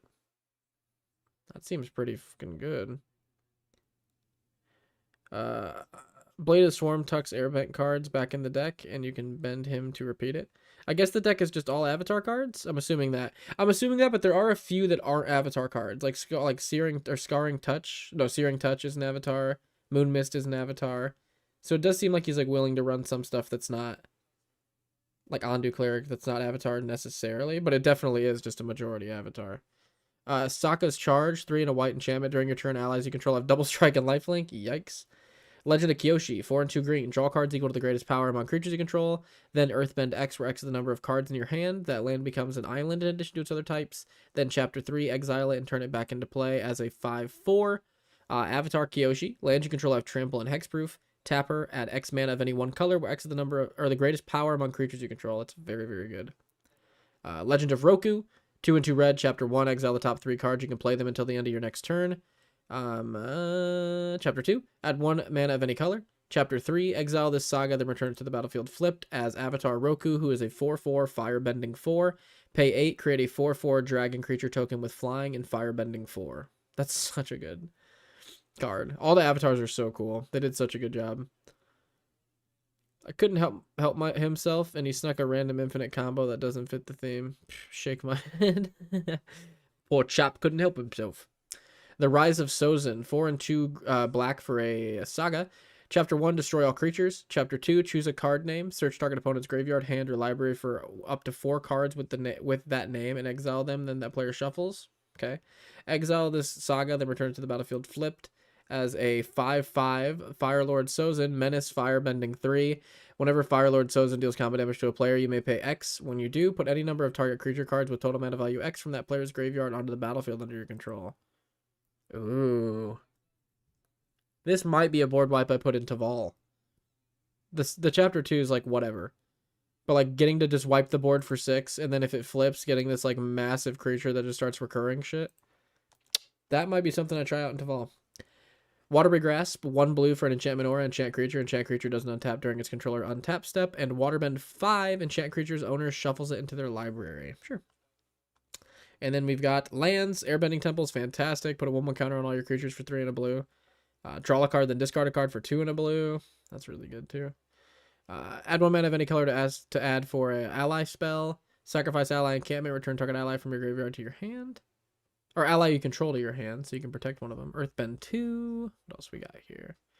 Fabled Passage, but we got that saucy art. Fire Nation, give one of your creatures Firebending 4. That card's very, very good as well. Jasmine Dragon Tea Shop, start making allies, and then you can add mana for allies. What is this one? Plaza of Heroes is good. White Lotus Hideout, add a colorless, add 1 mana of any color, spend this mana only to cast Lesson or Shrine spells. Choose another color, and then choose another color lands. And then 31 sideboard cards, which we will like compare some of our suggestions to while we start suggesting stuff. So does anybody have any suggestions for this deck? Rise of Sozin is neat. I put it in Sarolf.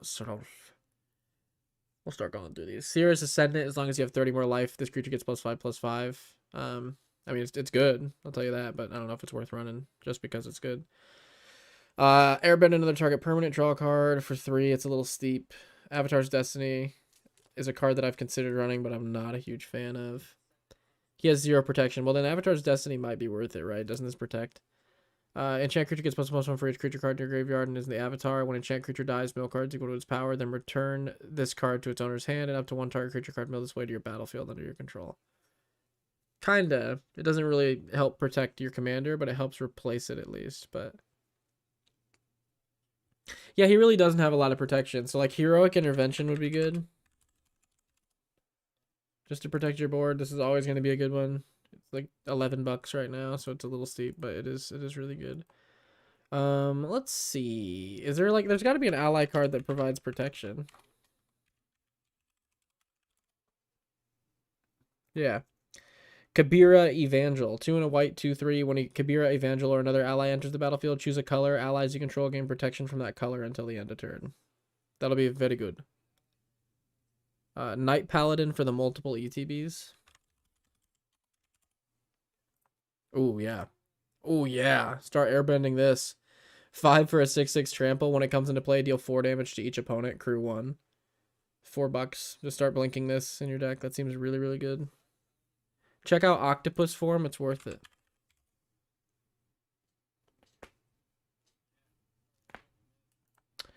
One for an instant lesson. Target creature you control gets +1/+1 and gains hexproof until end of turn. There you go. That's some good protection.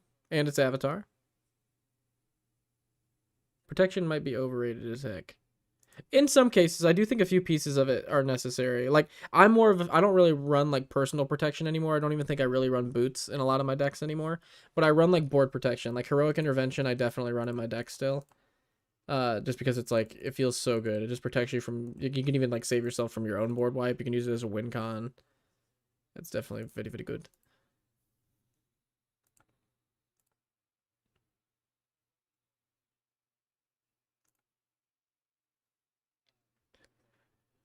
Avatar Sanctuary. Oh, it's Cryptolith, right? Combustion Man is sick. I really like Combustion Man. 3 and 2 red, 4/5. When it attacks target player, defending player may destroy target permanent unless its controller has Combustion Man deal damage equal to its power to them. But I don't know if you have enough like interaction for that to really matter. Some removal, some removal. Some board wipe, some removal. Board wipe. Whenever another ally enters the battlefield under control, you may have target ally. You may have target player lose life equal to the number of allies you control. Yeah, that definitely needs to go in here. Hagra Diabolist. Diabolist. Diabolist sounds a little weird. I like Diabolist. Heartless Axe and removal. A lot of this is just like removal and board wipes. Last Agni Kai, Toph. Toph seems very good. I think Toph definitely needs to go in here. Water Whip is okay. Tale of Katara and Toph. When I read this, I remember it being good. 2 and a green enchantment. Whenever a creature you control have, whenever this creature becomes tapped for the first time during each of your turns, put a 1/1 counter on it. That's pretty good. I feel like your deck makes a lot of counter or creature tokens. That's not bad. Team Avatar is a pretty good card too, but I don't think it really fits in here great. Whenever it attacks, create a 1/1 ally. Suki might be worth it. That seems like it pumps out quite a bit of bodies for you. Hagrid Diabetes. Yes. Yes. Hagrid Diabetes. Meteor Sword's interesting. I don't think I'm a huge fan of it, though. Honest Work. We keep getting more and more of these 1 blue things to get rid of stuff. I like it. Honestly. Okay, so let's see what other allies we've got going here. I'm looking for the one where it's the guy next to, like, the river. That's the one that my buddy used to play versus me that I remember being busted. And we're going to see why I remember it being busted.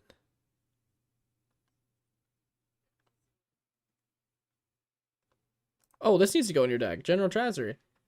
4 and a white. When General Tazri enters the battlefield, you may search your library for an ally creature card and put it into your hand. Pay Wooburg. Ally creatures you control get +X, where X is the number of colors among those creatures. That seems great. That seems great in your deck. What else? What else? I'll know him when I see him. I can see the art clear as day in my head right now. Ooh, that might not be a bad one to throw in here. 3 and a white to make 2 1/1 ally tokens. There's a lot of good ally token creation now, though, with Avatar, so maybe that's not worth putting in there. Lantern Scout gives them lifelink. It's not bad. I think the one I'm looking for gives them double strike, if I'm not mistaken. Which would make sense why I hate it so much in my memory, because it probably killed me a billion times. Come on, where you at? I can see you. I can see you clear as day. There it is. Talus Paladin. 3 and a white. When Talus Paladin, or another ally enters the battlefield under your control, you may have allies you control gain lifelink until end of turn, and you may put a 1/1 counter on Talus Paladin. Yeah, this card beat my ass back in the day. It would just get huge, and then all your stuff would get lifelink, and it was like, yikes, I don't know what to do.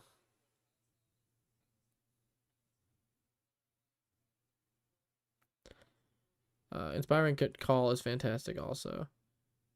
Hold on a second. Imprison the Moon also lethal in this list. They're also... Oh, Imprison in the Moon is hilarious in this list, actually. With the lore things. There's enough flyers to pimp the mono. Pimp the mono? What the hell does that mean? To here?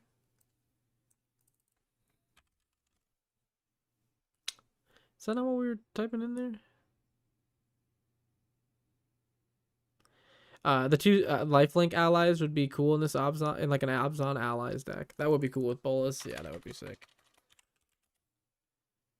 Momo! The first non-lemur creature spell with flying you cast during your turn costs 1 less to cast whenever the creature enters. Okay, that's not the one you're talking about, I'm guessing. Whenever this creature leaves, create a food token or put a 1/1 counter on target creature. Scry 1 flying. When Momo enters, he deals 4 damage to target tapped creature. That's actually kind of cool. That Momo's actually kind of sick. That seems like a limited bomb. I get a 1/1 flyer that just blows shit up. Tale of Momo. Costs 2 less to cast if a creature left this battlefield this turn. Search your library or graveyard for an ally card, put it into your hand. Totally. That seems great in here. Locus of All specifically. Locus of All. Oh, Omnath. Yeah, this would be great in here. You don't lose unspent mana. Instead, it becomes black. At the beginning of your pre-combat main phase, look at the top card of your library. You may reveal that card if it has 3 or more colored mana symbols in its mana cost, which you run a lot of the 3-color avatar cards.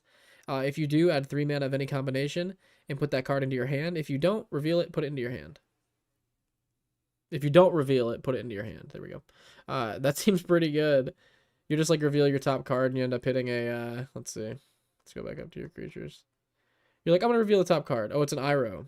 I'm going to add a green, a blue, and a red to my mana pool. So now Iroh pretty much costs 3 and I'm going to cast Iroh.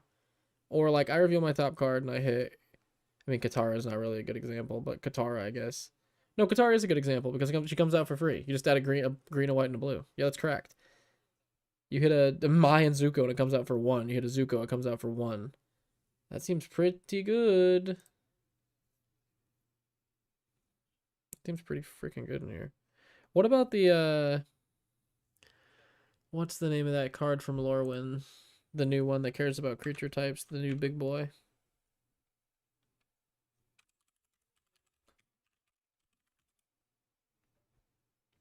Creature type.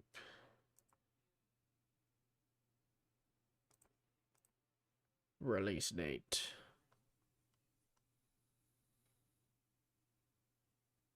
Yes, this one.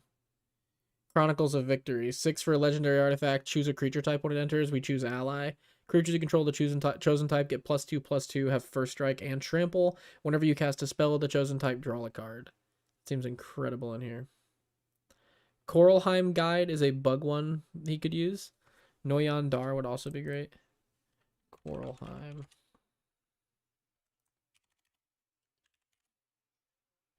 I'm not spelling this right. Coralheim. Okay. I guess someone needs some help finding that one. I don't know why that's being such a pain. Noyan Dar. He's the guy that animates lands, isn't he? Okay, now you're just being annoying for no reason.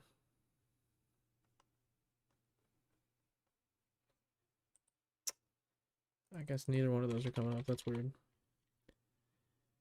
That card is a beating. Seagate Lower Master. 4 and a blue for a 1/3. Tap it. Draw a card for each ally you control. 5 is steep, but that ability is really good. Oh, there's an ally that adds mana for each ally you control, right? That just seems like it has to go in here.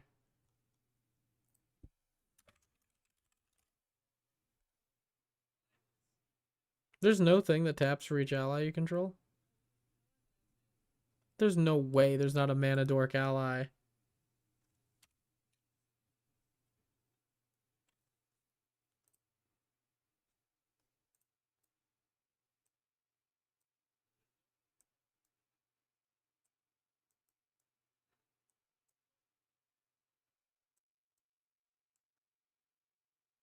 Coralheim Guide. Or Coral Helm. There we go.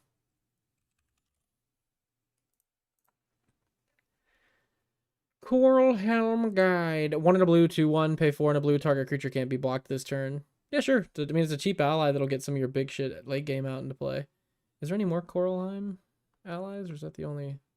That's the only one repping the ally ship? Damn. Harabaz? Harabaz Druid. There we go. 1 in a green, 0/1. Tap it. Add X mana of any combination of colors where X... of any one color. Any combination of colors. Any one color where X is the number of allies you control. The one color thing is a little rough. That's weird that it doesn't say any number of colors, knowing that like allies were such a like multicolor thing. Also, it's $16, so I don't know about that.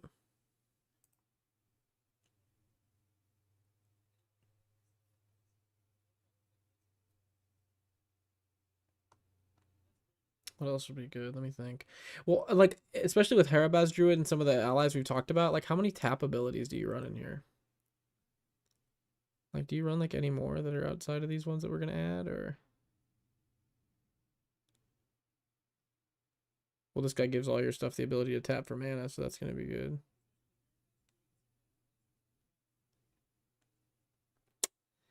Yeah, not really. I was going to say maybe, like, an intruder alarm or something. Just to, like, start, like, really maximizing how much you're using this stuff, but you really don't have anything that taps to do anything. Umara Entangler would be a good one to have also. Entangler. 1 in the blue, 2/1 prowess, and it's a Merfolk Rogue ally. Just another cheap ally you could play.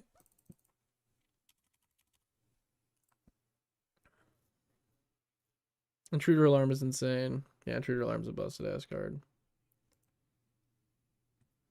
Huh. Let's see.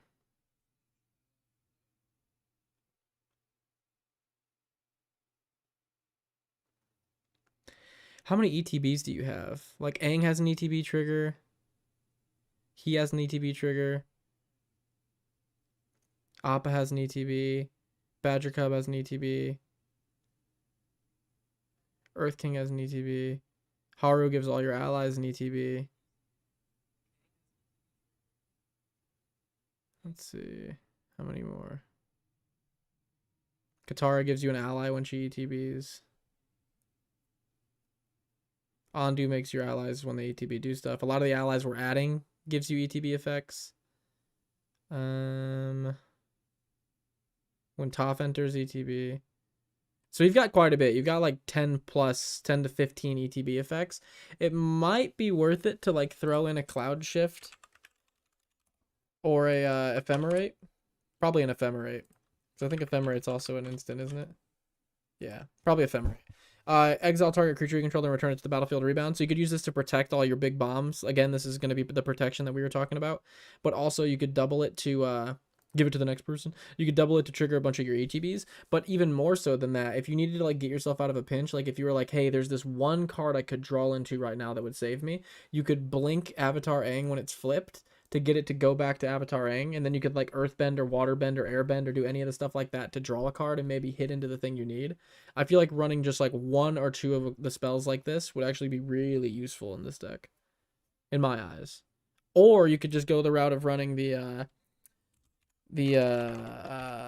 Azorius one that blinks. What's that one called?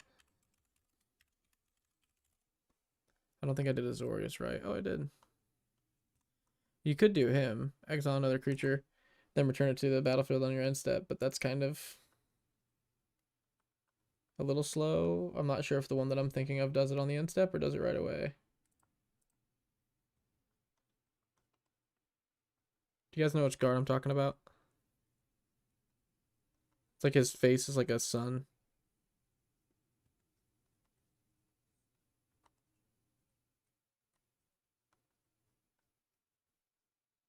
Oh, you could run this guy, actually. He would be kind of cool in this deck. Where'd he go? Nico. 2 blue and a white, 3/4. When he enters, create 2 shard tokens. Pay 2, tap him, exile target non-legendary creature you control. Shards you control become copies of that until end of turn. Then return the exiled thing back into play. So it's a blink card that also turns all your other non-legendary creatures into the copy of a thing you blinked. So like if you want to blink... Well, I guess a lot of your stuff's legendary in here. So never mind. That Nico's actually not the best option here. With your stuff being legendary, you really don't care if it's all copies. The showcase Nico art makes me laugh so hard. Let me see what we're working with here. Oh gosh, yeah. That scream, dude. And then he's like, "Nah, I'm just joking. I'm chill as hell." What's the card I was thinking of? There we go. At the beginning of your end step, you may exile another target creature you control, then return it to the battlefield under your control. That seems pretty good in your deck. Like, that's just like a Conjurer's Closet or a Teleportation Circle for 3 that's stapled onto a 1/1 that, like, keeps getting 1/1 counters. Soul Herder's so good. It's such a good card.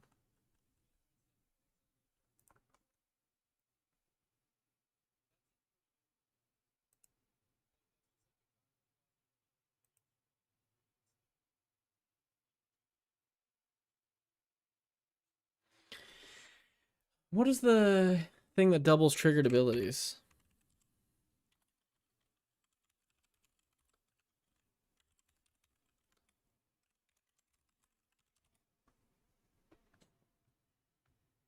Hey, here we go. Annie joins up would go crazy in this deck. When Annie joins up, enters the battlefield, deal 5 damage to target creature or planeswalker an opponent controls. If a triggered ability of a legendary creature you control triggers, that ability triggers an additional time. Oh, I don't know. Do we have any abilities of legendary creatures that would trigger an additional time that we would care about? The answer is yes. An insane amount. Oh, every time our Avatar Aang triggers to draw us a card, we'll get another draw? Oh, when this enters, we'll get another trigger of that. Oh, when this does that, we'll get another trigger at the beginning of our upkeep. When this enters, we'll do it again. When this enters, we'll do it again. When this enters, we'll do it again. When this enters, we'll do it again. When this enters, we'll do it again. Yeah.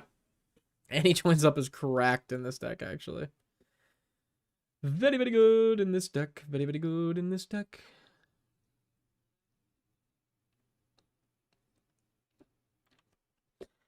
Is there an effect like this where you name a creature type and then like creature's abilities double of that type? I'm not seeing anything like that.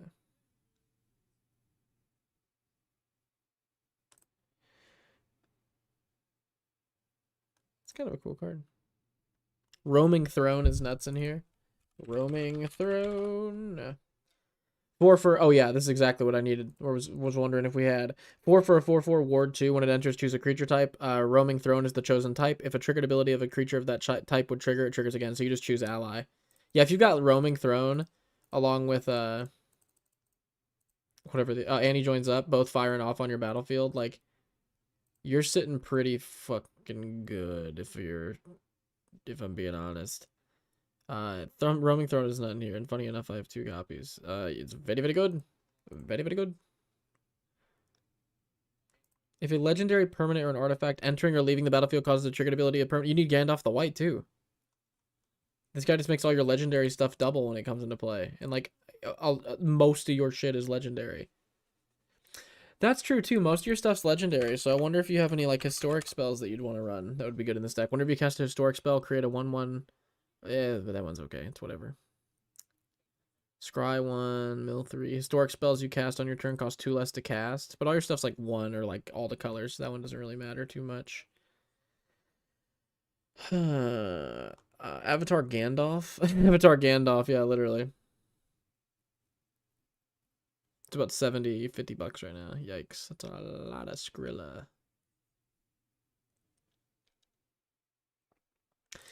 You may cast historic spells as though they had flash. That seems incredible in your deck. Wrath just gives like 90% of your deck flash.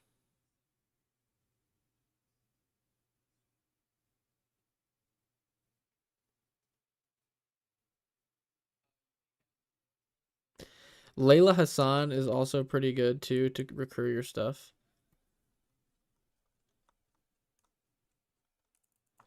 Layla.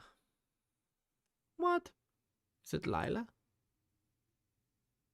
What? That's what I typed, wasn't it? Oh, no?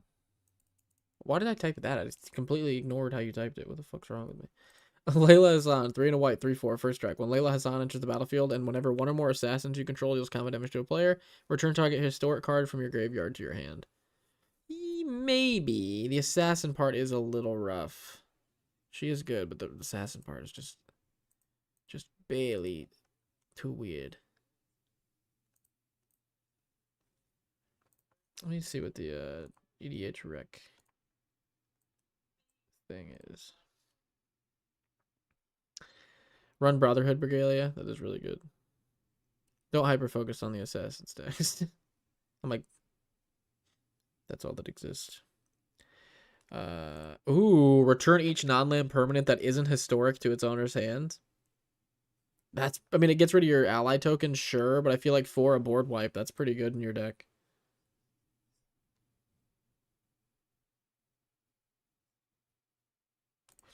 This one seems great. Glowing actually seems great. Whenever you cast a historic spell, you create a treasure token. This triggers only once each turn. Just getting treasure tokens in a 5-color deck whenever you cast legendaries when most of your freaking deck is legendaries. That seems not bad, actually. Easy protection. Brotherhood Regalia is really good. It's worth some money, isn't it? Yeah, it's 11 bucks. Equip creature has Ward 2 as an assassin in addition to other types and can't be blocked. Equip a legendary creature for 1. There we go. That's how you get more assassins.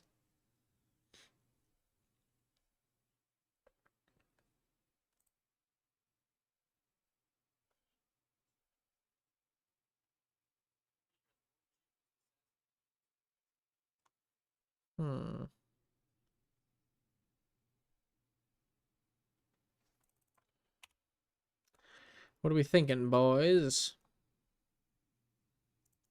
What about This might seem weird in here, but I don't think it really is that weird. Reluctant Role Model.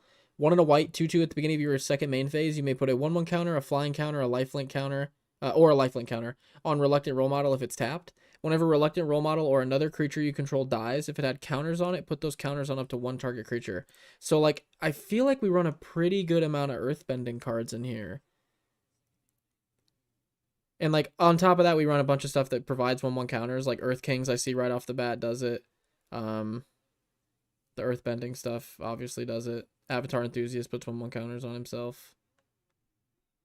I feel like with the Earthbending, though, we run a pretty good amount of Earthbending stuff. Like, at least 5 to 10 Earthbending cards. Which could make Reluctant kind of good, because then it's like if anyone tries to deal with your lands that you're making big, the lands, or the 1/1 counters on your lands just get put onto your other stuff, like your ally tokens and stuff. He needs the Earth King in here.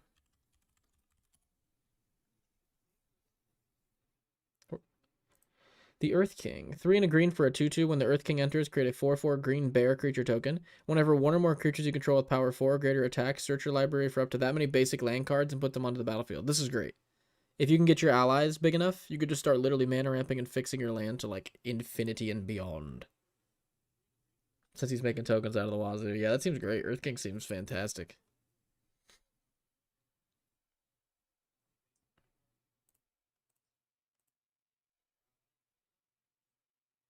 What else are we thinking here?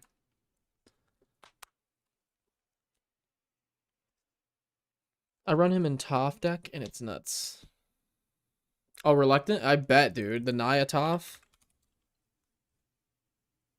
Yeah. That seems gross in that deck. And he runs the Naya Toph in this list. Like, so I just think that would be, like, just good. Doesn't he? He doesn't run the Naya Toph in here? Oh, put that Toph in here, my guy. She needs to go in here immediately. The Metal Bender? Non-token artifacts you control are lands in addition to their other types. At the beginning of your end step, Earthbend too. She's just great. You got all the other ones in here. He needs Hard-Headed Teacher also.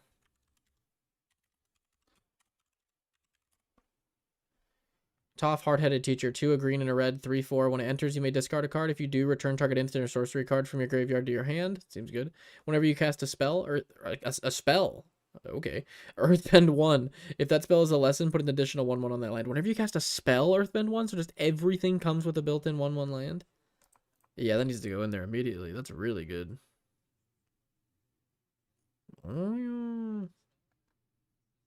That's a good car. I like the art on this too. Who did this? Ruin Lou? What else have you done?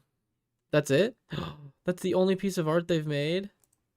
How cool!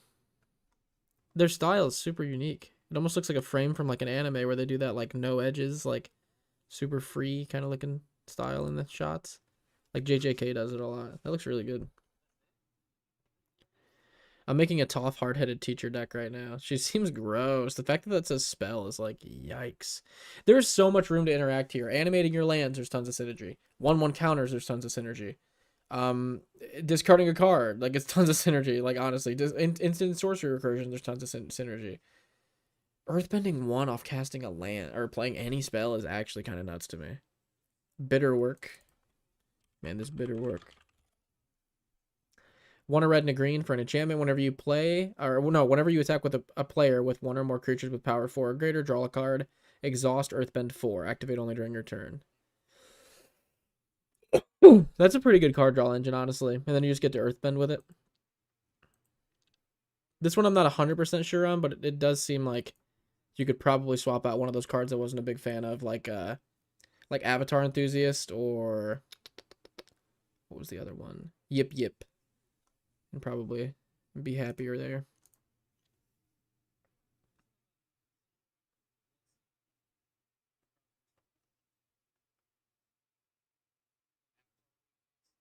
I wonder if my thing knows the set breakdowns yet.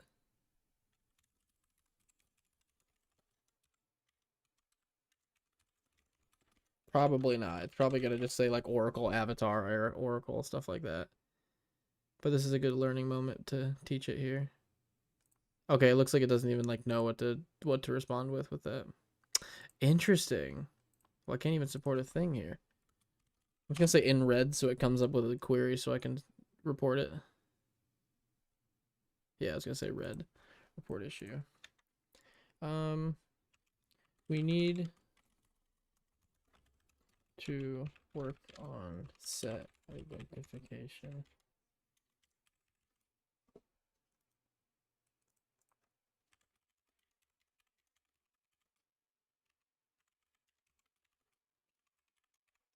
What was the avatar syntax? TLA. There we go. He needs Marog in here to get extra combats. Oh yeah, Marog seems gross in here. Definitely spelled that wrong. Marog. 4 and 2 red, 6/6. Each creature you control gets +1/+0 for each time it is attacked this turn. Landfall. Whenever a land enters the battlefield under your control, if it's your main phase, there's an additional combat phase after this phase. At the beginning of that combat, untap all creatures you control. Definitely good. Get some extra combats in here, especially when you're animating lands and making tokens. You're going to be so wide in this deck. It's crazy. This deck's going to be going wide for days. What's the new card from Lorwyn? It's a white enchantment. I'm gonna look up Bitter Blossom Bearer so I can find the set. Is that not how you spell bearer? Okay. Eclipsed. Okay, set ECL. Color white. Type enchantment. Rarity. Rare. Kin Binding. There we go. Kin Binding seems fantastic in this deck. 3 and 2 white enchantment. Creatures you control get +X/+X, where X is the number of creatures that entered the battlefield under your control this turn. At the beginning of combat on your turn, create a 1/1 green and white Kithkin creature token. This will buff all your allies, all your landfalls that you're earthbend, or all your lands that you're earthbending. And since you blink, I feel like creatures are going to be entering the battlefield under your control quite a bit. Plus, you're making tokens. That's more creatures entering the battlefield. I feel like your deck goes so wide. This thing would end up being insane. Get extra combats. Also, Cabbage Merchant. You need more search. Cabbage Merchant. 2 and a green for a 2/2. Whenever an opponent casts a non-creature spell, create a food token. Whenever a creature deals combat damage to you, create a sacrifice a food token. Tap 2 untapped foods. Add 1 mana of any color. Seems good. But then there's also this one. I think this is the one you were talking about. 1 and a green for a 2/2. When this creature enters, create a food token. Whenever you sacrifice a food, you may search your library for a basic land card. Put it in the battlefield tapped. Wow. That's actually really good. Your foods just become rampant growths. Both would work. Yeah, both seem really, really good. This one seems great. Unlucky Cabbage Merchant seems good-oos. It sucks that that's a non-legendary. This would have been a fun food deck to build. Wait, I need that card. It seems really good. This seems like a fun popper commander. I might send this to Yorsum. If you're not watching Yorsum, I'm going to send this to you later.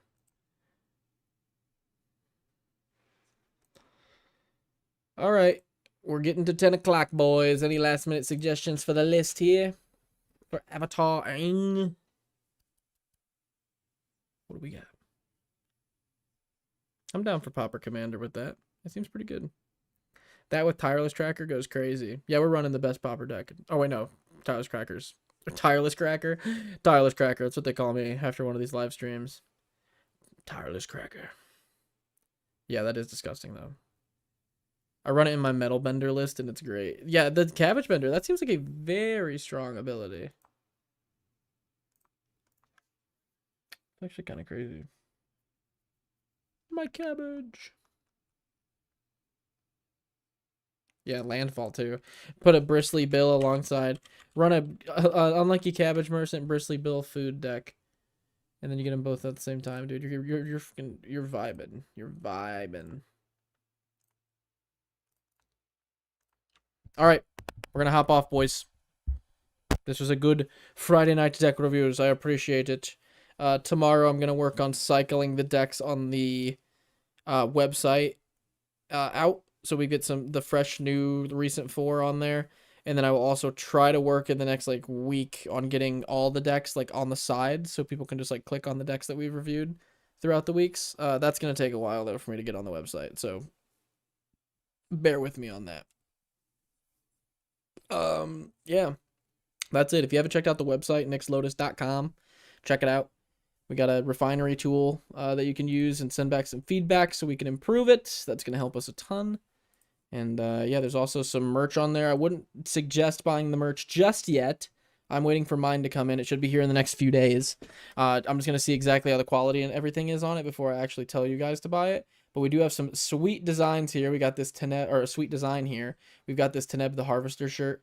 We've got the Sun Titan gauntlet sticking out of the thing. We got Teneb the Harvester. Pretty sick.